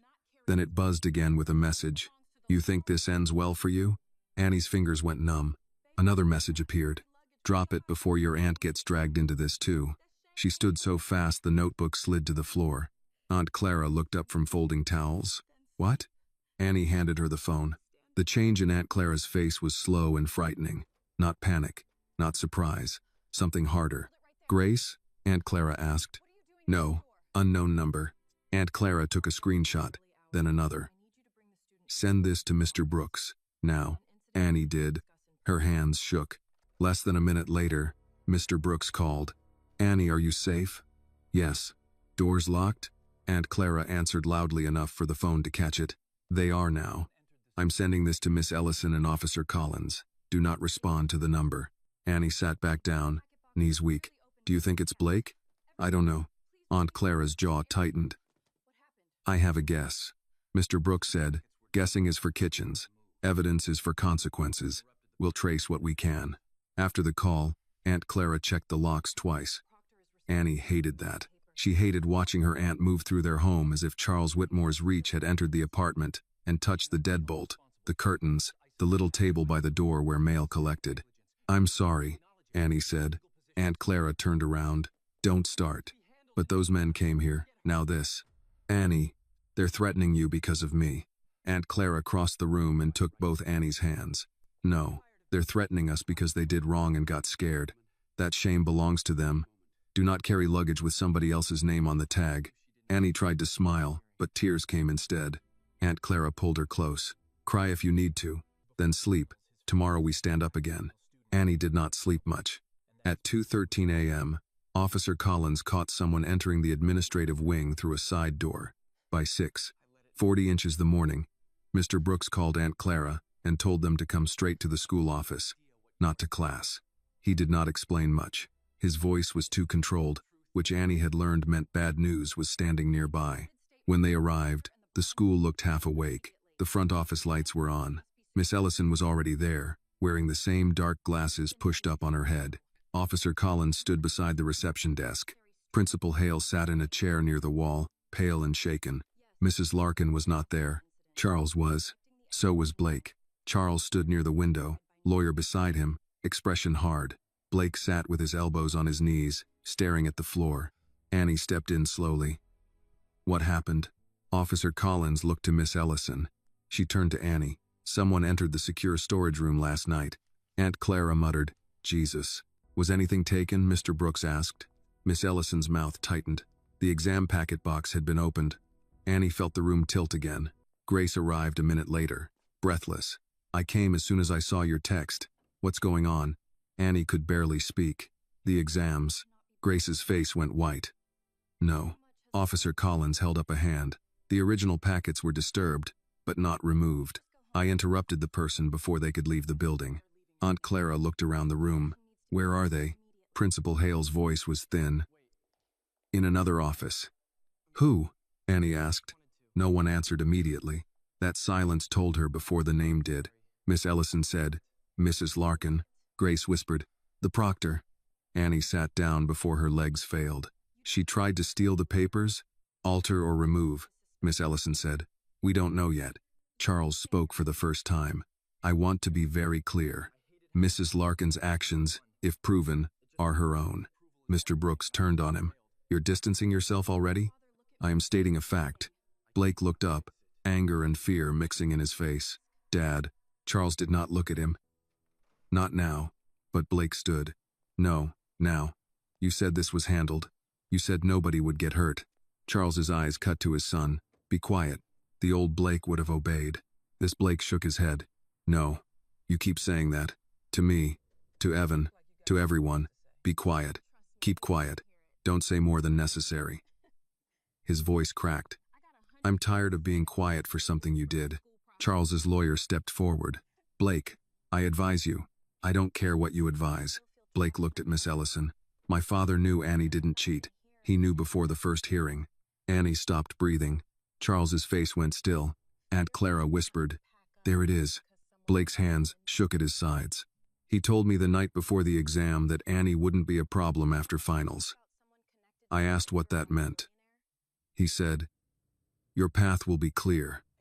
After she got caught, I knew. I didn't know all the details, but I knew enough, and I let it happen. His eyes moved to Annie. I let them do it. Annie looked at him, and all the anger she expected did not come the way she thought it would. What rose first was grief. Blake had been weak, cruel, jealous. He had watched her bleed and called it victory. But in that moment, he also looked like a boy who had finally seen the cost of wanting his father's approval. That did not absolve him. It only made the wreckage wider. Charles spoke softly. "You have no idea what you're doing." Blake laughed once, broken. "That's the first true thing you've said." Miss Ellison turned to Officer Collins. "I want recorded statements from Mrs. Larkin and Blake Whitmore immediately. Secure the exam packets and transfer them now."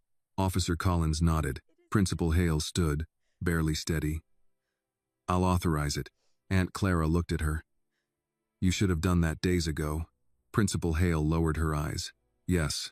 Annie sat still, hands folded in her lap, while the adults moved around her.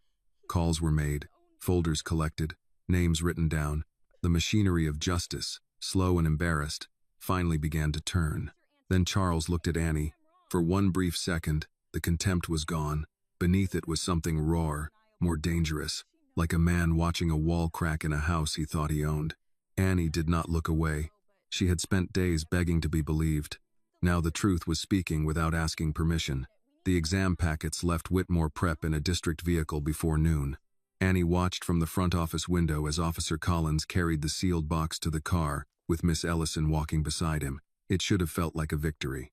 The evidence was no longer sitting inside a building where too many people had touched the truth with dirty hands. Mrs. Larkin had been removed from campus. Evan had given his statement. Blake had finally said what he knew.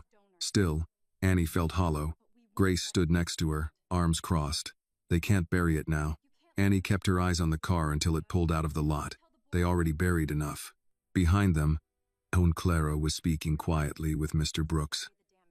Principal Hale sat near her office door, looking like someone who had aged a year in a morning. Charles Whitmore remained at the far end of the lobby with his lawyer, making phone calls in a voice too low to hear. Blake stood apart from him, near the trophy case, staring at the floor. No one knew what to do next. The school day had continued, but not really. Teachers taught with distracted faces. Students whispered in clusters. Parents called the office. The rumor had grown legs, teeth, and names. Annie turned away from the window. "Can I go home?" Aunt Clara was beside her in a second. "Yes." Mr. Brooks looked at Principal Hale. "She should be excused for the rest of the day." Principal Hale nodded. "Of course." That of course sounded bitter in Annie's ears. Of course, now. Of course, after the evidence. Of course, after the adults who had doubted her had been forced to doubt themselves. As they started toward the exit, Blake stepped forward. "Annie." Aunt Clara stopped first. "Choose wisely, son." Blake swallowed. His face had lost the polished arrogance he usually wore like a jacket. "I just wanted to say." Annie waited. He looked at her, then at Mr. Brooks, then back. "I'm sorry." The words landed, but they did not settle. Annie's expression did not change. "For what?" Blake blinked. "For all of it." "That's easy to say." "I know." "No, Blake, I don't think you do." Her voice was tired, not sharp. "Were you sorry when people called me a cheater? Were you sorry when my scholarship got suspended? Were you sorry when you told me I should stay in my lane?" His eyes dropped. Annie nodded as if his silence answered for him.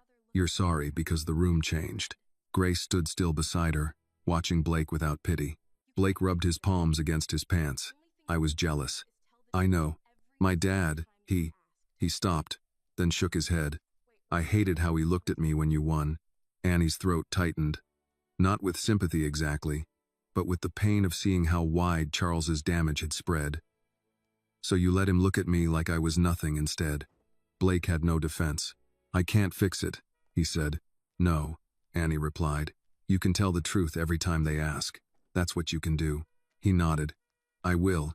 Aunt Clara guided Annie toward the doors before Blake could say more.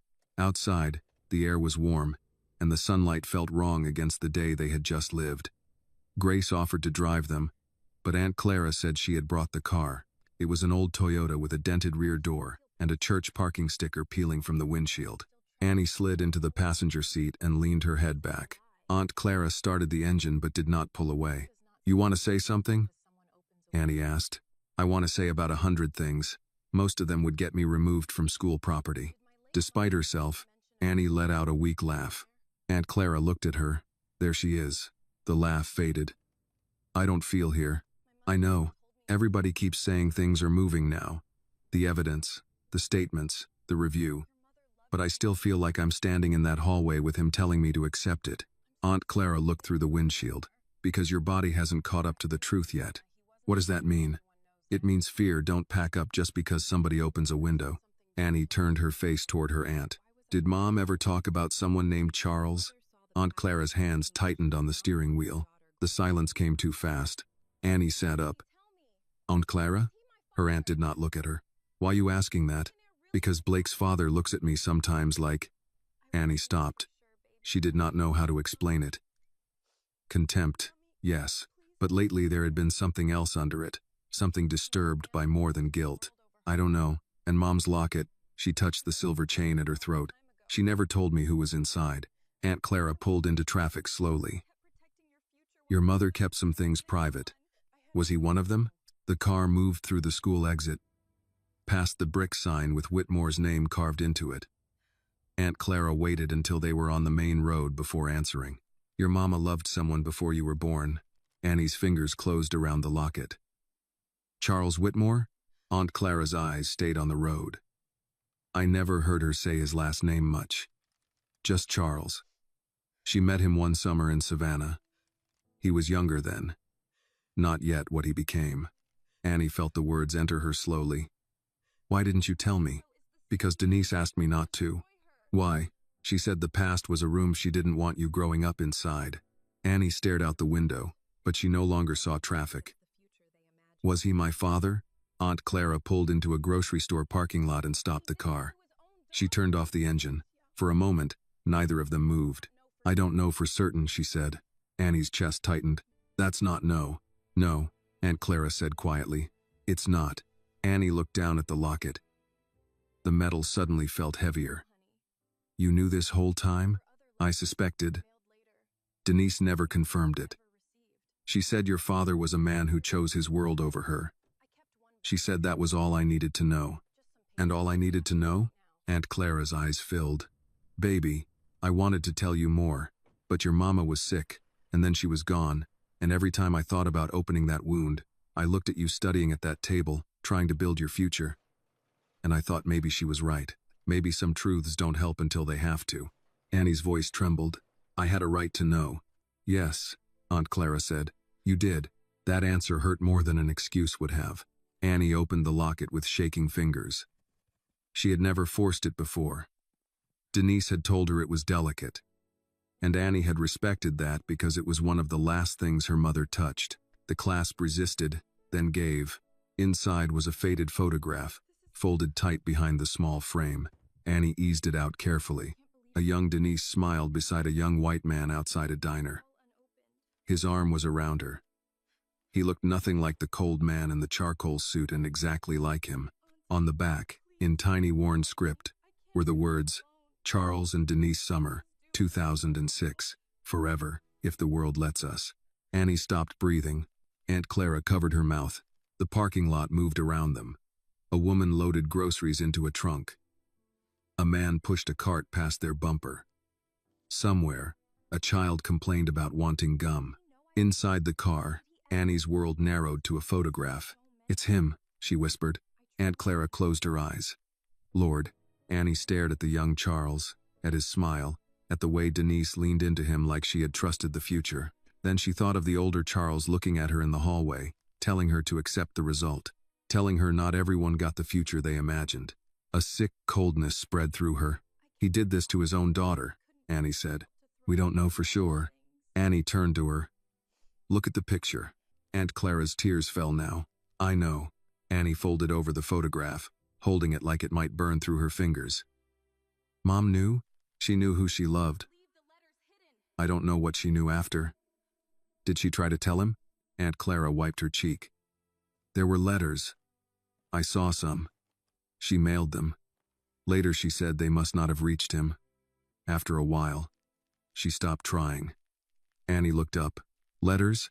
At the old storage unit. I kept a box of your mama's things. Papers, photos, some clothes. I couldn't throw them away. We need to go there. Now? Yes. Aunt Clara looked at her, and maybe she heard the change in Annie's voice. Not strength, not peace, something sharper than grief. All right, she said. Now. The storage facility sat behind a gas station off a road Annie had passed 100 times without noticing. Aunt Clara unlocked the unit with a key from her glove compartment. Inside were plastic bins, a broken lamp, Christmas decorations, and 2 cardboard boxes labeled Denise. Annie knelt in front of them. Her hands shook as she opened the first box. It smelled faintly of paper, dust, and the lavender soap her mother used to keep in drawers. There were church programs, hospital bracelets, old notebooks, a scarf Annie remembered from childhood, and a bundle of letters tied with a blue ribbon. Aunt Clara sat beside her on the concrete floor. Annie untied the ribbon. The first envelope was addressed to Charles Whitmore. Not Charles. Charles Whitmore. Annie's heart pounded so hard it hurt. The envelope had been returned, unopened. She picked up another. Returned. Another. Returned. On the fourth, written in Denise's hand, were the words, "Please, Charles, this is about our child." Annie pressed the letter to her chest and began to cry. Aunt Clara put an arm around her. "I'm sorry, baby." Annie looked at the returned letters, the locket, the photograph, the proof of a life her mother had tried to explain to a man who never answered. Then she thought of Charles standing in Whitmore Prep, destroying her future without knowing, or maybe without caring, whose child she was. Her tears kept falling, but her voice came steady. "We have to show him." Aunt Clara nodded slowly. "Yes." Annie looked at the envelope again. "No," she said, "not just him." Aunt Clara understood. The truth about the exam could clear Annie's name, but the truth in that box could break Charles Whitmore in a place money could not reach. Annie did not go back to school that afternoon. Aunt Clara drove straight home from the storage unit with the box of Denise's letters on the back seat, and Annie sitting beside her in silence, the locket open in her lap. Neither of them turned on the radio. The city moved around them with its ordinary noise, but inside the car the air felt heavy, as if one more word might make everything collapse. At the apartment, Aunt Clara cleared the kitchen table. Bills, church flyers, grocery coupons, the salt shaker, all of it went to the counter. Then she placed Denise's letters in the center like they were evidence in a trial no court had agreed to hear. Annie sat down slowly. There were 11 envelopes. 8 had been returned unopened. 2 had no stamp. Maybe never mailed. 1 was torn at the top, as if Denise had opened it again years later and read her own pain back to herself. Aunt Clara touched the ribbon. "You don't have to read them all today." "Yes, I do. Bubby, I need to know what he ignored." Aunt Clara did not argue. She sat beside her and waited. Annie opened the torn envelope first. Denise's handwriting was careful, slanted slightly to the right, the way Annie remembered from birthday cards and notes taped to lunch bags. "Charles, I don't want money from you. I don't want your family's approval. I don't even know if I want you back after the way you left. But I need you to know there is a child coming, and that child deserves to be seen." Annie stopped. The words blurred. Aunt Clara reached for her hand, but Annie shook her head, not because she did not want comfort, but because if she accepted it too soon, she might not be able to keep reading. She opened another. "I went by the office your mother told me to visit. They said you were unavailable. I left my number. No one called. I don't know if you are refusing to hear me or if someone is standing between us, but I am tired, Charles. I am tired of being treated like a mistake you can file away." Annie let out a breath that hurt. Aunt Clara's voice was low. "His family." "Maybe," Annie said. "Or maybe him." That was the part she could not soften. Maybe Charles had never known. Maybe letters had been blocked. Calls stopped. Denise dismissed by people guarding his future. But Annie had seen Charles Whitmore up close now. She had seen how easily he chose not to look when looking would cost him. By evening, Mr. Brooks and Grace were at the apartment. Grace brought takeout because she said nobody should read life-changing letters on an empty stomach. Aunt Clara accepted the paper bag, but no one ate much. Mr. Brooks read the letters at the kitchen table with his glasses low on his nose. He did not rush. He treated every page like it belonged to someone living. When he finished, he removed his glasses and set them down. "Does this prove he's your father?" Grace asked softly. Mr. Brooks looked at Annie. "It proves your mother believed he was." Annie nodded. "And the locket proves they were together." "It does." Aunt Clara leaned back in her chair. "There may be hospital records somewhere. Denise gave birth at Grady. I don't know if she listed a father." "She didn't," Annie said. "My birth certificate says unknown." The word had always embarrassed her when school forms required it. Unknown. As if half of her had been misplaced. Grace looked at the letters. "Do we show Miss Ellison?" Mr. Brooks was quiet for a moment. "The letters don't directly prove the exam setup, but they explain why Charles's actions matter beyond the disciplinary case. Still, we should be careful. Once this becomes about possible paternity, Charles may try to make it look like Annie is using the exam scandal to get money." Annie looked up fast. "I don't want his money." "I know that," Mr. Brooks said. "But men like him survive by changing the question. If the question is, did he frame a student? He's in trouble. If he can make the question, is this girl trying to claim his fortune? He'll try. Aunt Clara's face hardened. Then we don't let him. Grace picked up one of the returned envelopes. What if we make him face it in front of someone who can't be bought? Mr. Brooks turned to her. Miss Ellison, she already has the exam case, Grace said. If Charles tries to twist things, she'll see it. Annie stared at the locket on the table. I don't want this to become the reason people believe me. No one spoke. That was the truth sitting beneath everything. If the world only cared because Charles might be her father, then what did that say about the girl he hurt before he knew? Annie did not want her innocence to depend on blood. She wanted it to matter because she was innocent. Mr. Brooks said, then we keep the order clear. First, the exam, the device, the false report, the witness statements. Then, only when the truth of what he did is established, you decide whether to show him Denise's letters. Aunt Clara nodded. Your mother's story shouldn't be thrown into a room full of lawyers like bait. Annie touched the edge of the photograph. But he needs to know. He does, Aunt Clara said. And he will. The next morning, Miss Ellison called Annie in for a follow-up interview at the district office instead of the school. That alone felt different. The building was plain, beige, busy, and not named after anyone. No donor portraits. No plaques praising rich men for giving back what they could spare. Aunt Clara drove. Mr. Brooks met them outside. Grace had class but texted every few minutes. Until Aunt Clara replied, Child, breathe and study. Inside, Miss Ellison sat across from Annie in a small conference room. A recorder was on the table again, along with a sealed evidence report. I want you to know where the review stands, Miss Ellison said. The device recovered from Mr. Cole's office matches the model described in the incident report. Preliminary inspection suggests the pen found in your bag was from the same source. We also have phone records showing contact between Mr. Cole and a number connected to Whitmore Holdings before and after the exam. Annie gripped the edge of the chair. So you know. We know enough to expand the investigation. The outside panel is reviewing your original exam materials now. Mr. Cole has provided a sworn statement. Mrs. Larkin has retained counsel and declined further interview. Aunt Clara gave a quiet scoff. Of course she has. Miss Ellison looked at Annie. Blake Whitmore also gave a statement confirming his father told him your path would no longer interfere with his after the final exam. Annie closed her eyes. It was one thing to feel the truth, another to hear it form a record. Miss Ellison's voice softened. Miss Carter, I cannot undo what happened in those hallways. But I can tell you this. The district is preparing to recommend full reinstatement of your exam eligibility and scholarship materials. Aunt Clara covered her mouth. Mr. Brooks bowed his head. Annie sat very still. She had imagined this moment.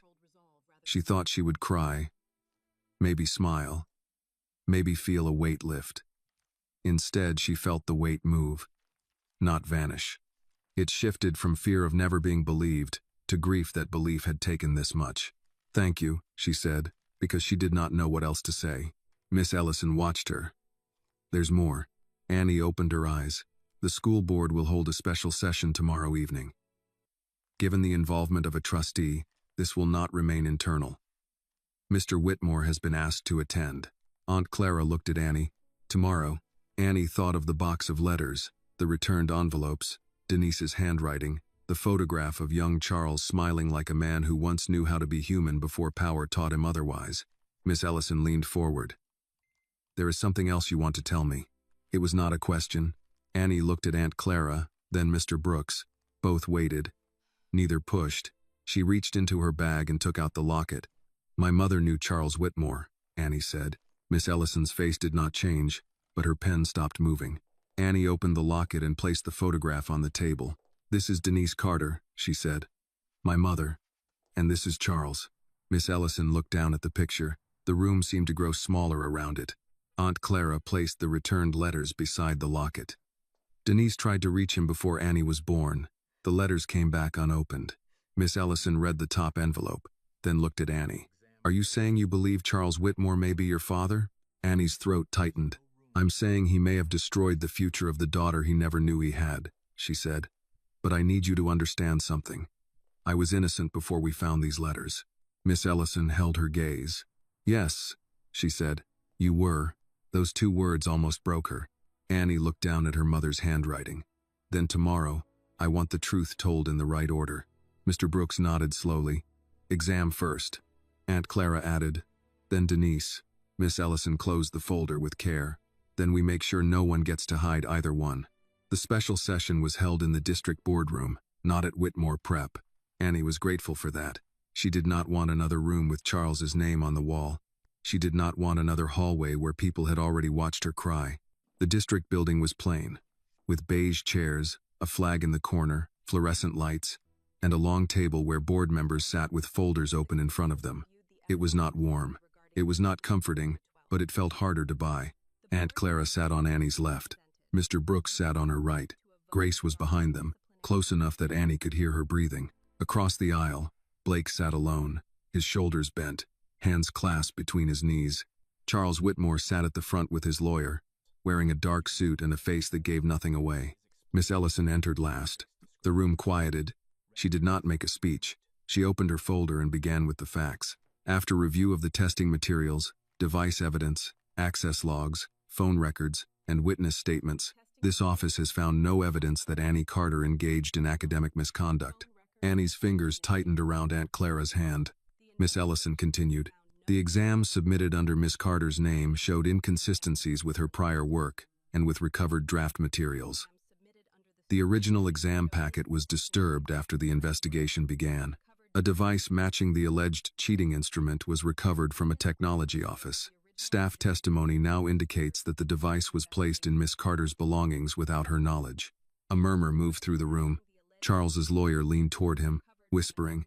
Charles stared straight ahead. Miss Ellison looked at the board. We recommend immediate full reinstatement of Miss Carter's exam eligibility, removal of all disciplinary notation, restoration of her scholarship recommendation, and formal notice to all universities that the misconduct allegation was unsupported and withdrawn. Aunt Clara let out a breath that sounded like it had been trapped in her body for days. Annie closed her eyes. Removed. Not suspended. Not pending. Not temporary. Removed. For a second, all she could see was the letter in her hand outside the boardroom, the words misconduct and canceled, Charles telling her to accept it. Then another image came over it. Her mother's photo on the refrigerator, smiling beside that college brochure like she had been waiting for this sentence too. One of the board members, an older black woman with silver braids and a red blazer, leaned toward the microphone. Miss Carter, would you like to speak before the board votes? Annie had not planned to. Mr. Brooks had told her she did not owe anyone a performance of pain. Aunt Clara had said the same thing in different words. You don't have to bleed on command. But Annie stood. Her knees shook, but she stood. Aunt Clara whispered, Take your time. Annie walked to the small podium. The microphone was too high, and the board clerk adjusted it for her. She looked at the board first, then at Miss Ellison, then at the people behind her. She did not look at Charles yet. My name is Annie Carter, she said. I did not cheat. The room stayed silent. I know you have evidence now. I know there are reports and logs and statements, but before any of that, there was me. There was my word, and almost nobody wanted it to be enough. Aunt Clara wiped her eyes. Annie kept going. I lost days thinking my future was gone. I watched people who knew my work look at me like they weren't sure anymore. I begged adults to check the truth, and some of them acted like checking was too much trouble. Principal Hale sat 2 rows back. She lowered her head. I'm grateful the record is being corrected, Annie said. But I need you to understand something. A corrected record does not erase what it felt like to be treated as guilty, because it was easier than believing a girl without power. The woman in the red blazer nodded slowly. Annie finally looked at Charles. He did not move, but his jaw tightened. I was innocent before anyone knew who my mother was, Annie said. I was innocent before anyone found a device in an office. I was innocent when I stood in that hallway crying and asking why I was being treated like I wasn't human. Charles's face changed then, only slightly, but Annie saw it. She took the locket from her pocket and held it in her palm. There is another truth, she said. It does not replace the first one. It does not make what happened wrong, only because of who I might be, to someone powerful. What happened was wrong, because I am a person. Miss Ellison watched carefully. Annie opened the locket. My mother's name was Denise Carter. At the sound of that name, Charles turned his head. It was not a slow turn. It was sharp, instinctive. The kind of movement a person makes when a voice from the past walks into the room. Annie held up the faded photograph. She knew Charles Whitmore before I was born. Blake looked at his father. Charles's lawyer whispered, "Charles." But Charles did not seem to hear him. Aunt Clara stood and brought the returned letters to the podium. Annie placed them beside the locket. "These letters were sent before I was born," Annie said. "Most were returned unopened. One says, 'This is about our child.'" The boardroom changed. It was no longer murmuring. It was listening. Charles stood slowly. His face had lost color. "That's not possible," he said. His lawyer touched his sleeve. "Sit down." Charles ignored him. "Where did you get those?" Annie looked at him. "From the box my mother left behind. Denise never told me." Aunt Clara's voice came from behind Annie. She tried. Charles stared at the letters like they were alive. "She called," Aunt Clara said. "She wrote. Someone sent those letters back. Maybe your family. Maybe your office. Maybe the whole world you chose over her. But don't stand there and act like Denise disappeared quietly." Charles's mouth opened, but nothing came out. Annie picked up one envelope and read the lines she had memorized. "Charles, I don't want anything from you. I just need you to know our child deserves to be seen." The words landed harder than any accusation. Blake stood halfway, then sat back down, stunned.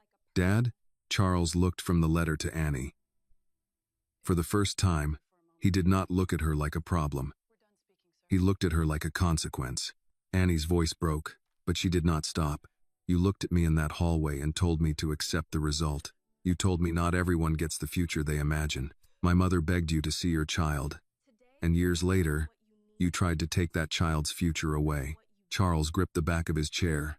"I didn't know," he said. The words came out rough, smaller than him.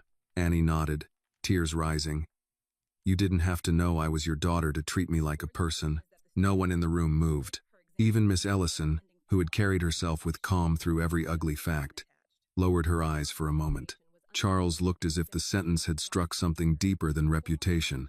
The first crack was not public shame. It was recognition. He took one step toward Annie.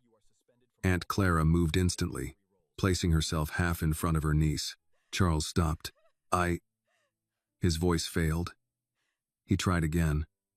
"I need to know if it's true." Annie held the locket against her chest. "So do I." His eyes filled, but Annie did not let that soften the room too quickly. "But today is not about what you need," she said. "Today is about what you did." Charles lowered his head. The board voted minutes later. Unanimous. Annie's record would be cleared. Her score would be restored pending final outside confirmation, with no misconduct attached. Whitmore Prep would issue a formal written apology and notify every college that had received the earlier warning. Mrs. Larkin and Evan Cole would face further investigation. Principal Hale would be placed on administrative leave. Charles Whitmore would be suspended from all trustee and donor advisory roles pending legal review.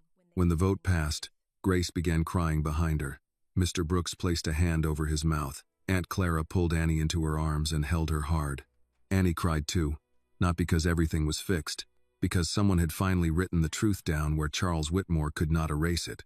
As the room began to empty, Charles remained standing by his chair, staring at the letters. Blake walked over to him, pale and shaken. "Is she my sister?" Charles did not answer. Annie heard the question but did not turn around. She was not ready to be anyone's sister. She was not ready to be Charles Whitmore's daughter. She was barely ready to be herself again. At the door, Miss Ellison stopped beside her. "You did well," she said. Annie wiped her face.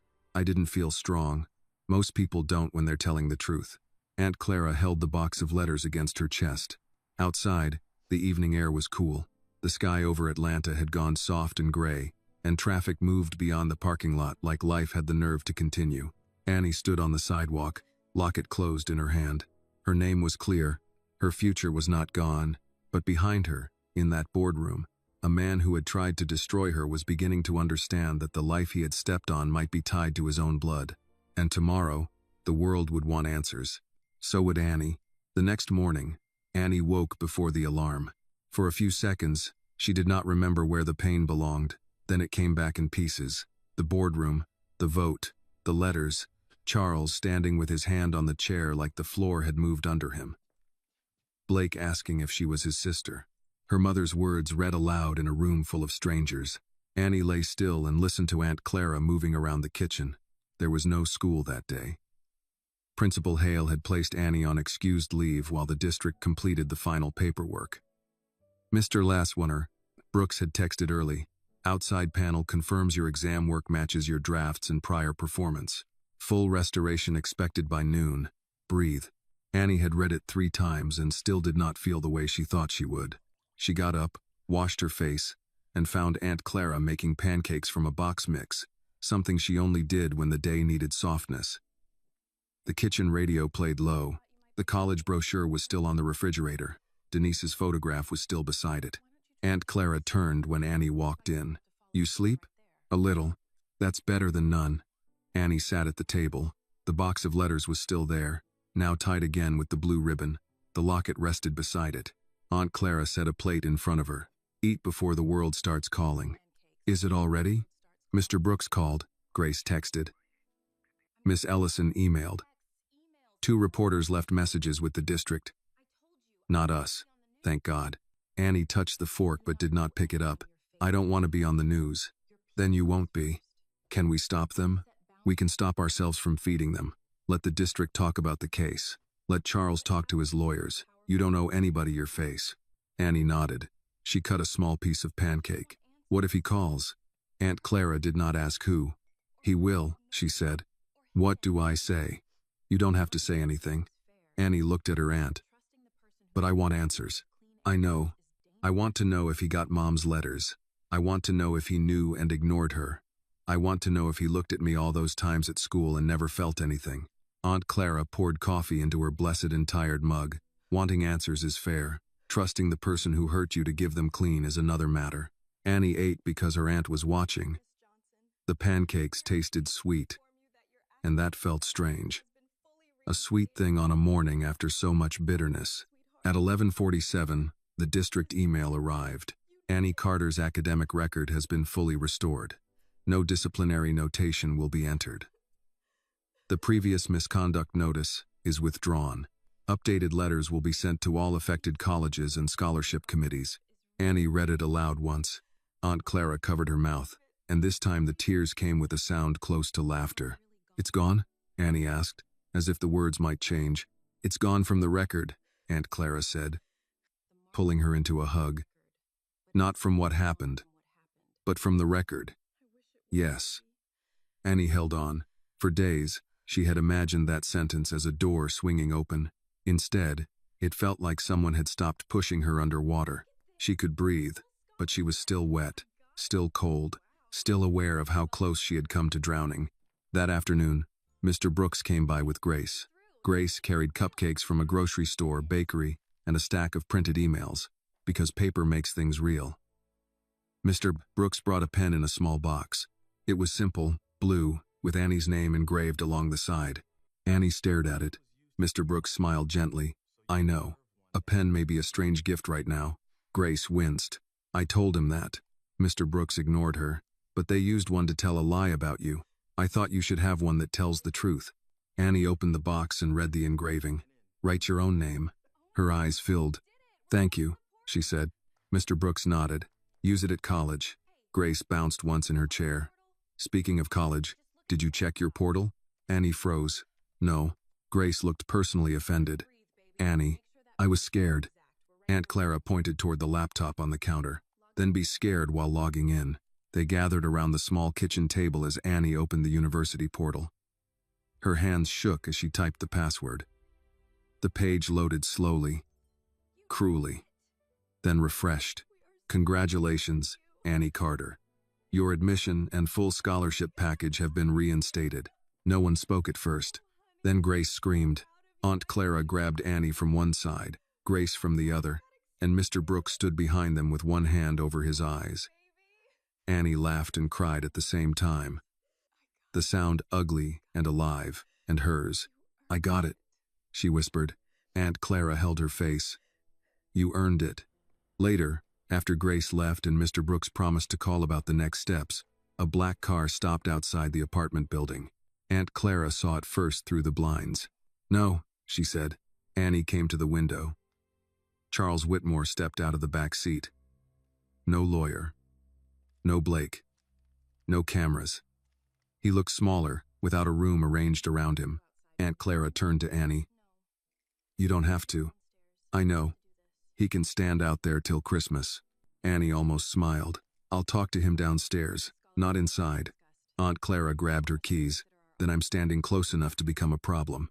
Charles was waiting near the walkway when they came down. He held an envelope in both hands. His eyes moved to Aunt Clara first.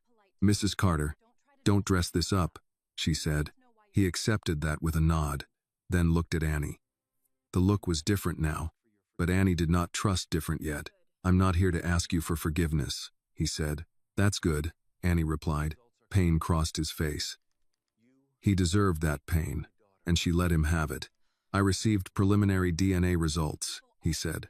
I requested an expedited private test using legal counsel. I know that sounds like something rich people can do by lunch, Aunt Clara said. Charles lowered his eyes. Yes. Annie's throat tightened. And? He looked at her. You are my daughter. The world did not stop. A car passed. Someone upstairs shut a window. A dog barked behind the next building. Annie had thought those words might crack the air open, but instead they settled into a silence that had been waiting for them. She nodded once. Charles's hands trembled as he held out the envelope. These are copies of records my lawyer found this morning. My mother's office received Denise's letters. They were returned by staff under family instruction. I didn't see them. Annie looked at the envelope but did not take it. Did you know about me? No. Did you know Mom tried to reach you? He swallowed. No. Do you expect that to make me feel better? No, he said. It makes me feel worse. Annie looked at him then. Really looked. For the first time she searched his face not for cruelty, but for traces of the young man in the photograph. They were there, buried under years of money and pride. But traces did not make a father. You destroyed me before you knew, she said. His eyes filled. I know. You didn't have to know I was your daughter. I know. Say the rest. Charles closed his eyes for a moment. When he opened them, his voice was rough. You should never have had to be my daughter for me to know what I did was wrong. Aunt Clara stood very still. Annie took the envelope, not because she forgave him, but because it belonged to her mother's story. What happens to Blake? She asked. He'll face the school's consequences. And mine, though I have no right to pretend I taught him better. And you? I'm resigning from the foundation board. The district investigation will continue. My company's involvement will be reviewed. I'll cooperate. That sounds like your lawyer talking. It is partly my lawyer, he admitted, but the shame is mine. Annie looked down at the repaired locket around her neck. I'm going to college. Charles nodded. I heard. Not because of you. No. Not because your money fixed it. No. Because I earned it. His voice broke. Yes, you did. For the first time, Annie saw tears fall from his eyes. She did not move to comfort him. His regret was not her responsibility. Charles wiped his face quickly, embarrassed by his own humanity. May I write to you? Not as a father. I know I haven't earned that. Just to answer what I can. About Denise. About what I failed to know. Annie looked at Aunt Clara. Her aunt's face said the choice was hers. One letter, Annie said. No pressure, no gifts, no interviews, no showing up at my school. Yes, and if I don't answer, you leave me alone. Charles nodded. I will. She believed he meant it in that moment. She did not know if that would be enough later. 2 months later, Annie stood at the Greyhound station with a suitcase, a backpack with a repaired strap, and the blue pen from Mr. Brooks tucked into the front pocket. Aunt Clara had packed chicken sandwiches, apple slices, and cookies in a brown paper bag because she said airport food was robbery and bus station food was worse. Grace cried first, which surprised no one. Mr. Brooks hugged Annie carefully and told her, write everything down. Not for them. For you. Aunt Clara held on the longest. You call when you get there, she said. I will. And when you get scared? I'll call. And when you get too proud to call? Annie smiled through tears. You'll call me. That's right. At the edge of the parking lot, Charles stood beside his car. He had not come closer. He had asked first, through Mr. Brooks, whether he could be there. Annie had said he could stand at a distance. Before boarding, she walked over to him. He looked surprised. "I read your letter," she said. He nodded, waiting. "I'm not ready to call you anything. I understand. I don't know if I'll ever be. I understand that too." She studied him for a moment. "But I'm glad I know the truth." His face tightened with emotion. "So am I." The boarding call came. Annie stepped back. "Goodbye, Charles. Not Dad. Not Mr. Whitmore. Charles." He accepted it like a man receiving more than he deserved. "Goodbye, Annie." She turned and walked back to Aunt Clara, Grace, and Mr. Brooks. Then she climbed onto the bus with her bag, her restored record, her mother's locket, and a future no one had the right to steal. As the bus pulled away, Annie looked out the window at the people standing below. Aunt Clara waved with both hands. Grace blew her nose into a napkin. Mr. Brooks lifted one hand. Charles stood farther back, still and quiet. Annie touched the locket. For years, she had thought the world would open if she worked hard enough. Then she learned that hard work could be stolen, truth could be delayed, and powerful people could mistake silence for permission. But she had also learned something else. A name could be cleared. A lie could be dragged into daylight. A girl could cry in a hallway, shake so badly she could barely stand, and still be telling the truth with more strength than the man trying to crush her. Annie Carter was not leaving because she had been saved. She was leaving because she had survived, and because she had earned every mile ahead of her. The lesson of Annie Carter's story is simple but painful. A person should never have to be powerful, wealthy, or connected to be treated with dignity. She deserved fairness before the truth became useful to the powerful. This story reminds us that injustice often begins when good people stay quiet, when institutions protect reputation over truth, and when the weak are expected to accept what the powerful decide. But it also shows that one honest voice, even a trembling one, can expose a lie. Justice may come late, but when people refuse to stay silent, the truth can still find its way into the light. This video is a work of fiction created with the assistance of artificial intelligence.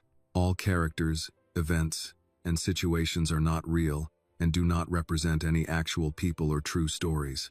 The content is intended for storytelling and emotional illustration only.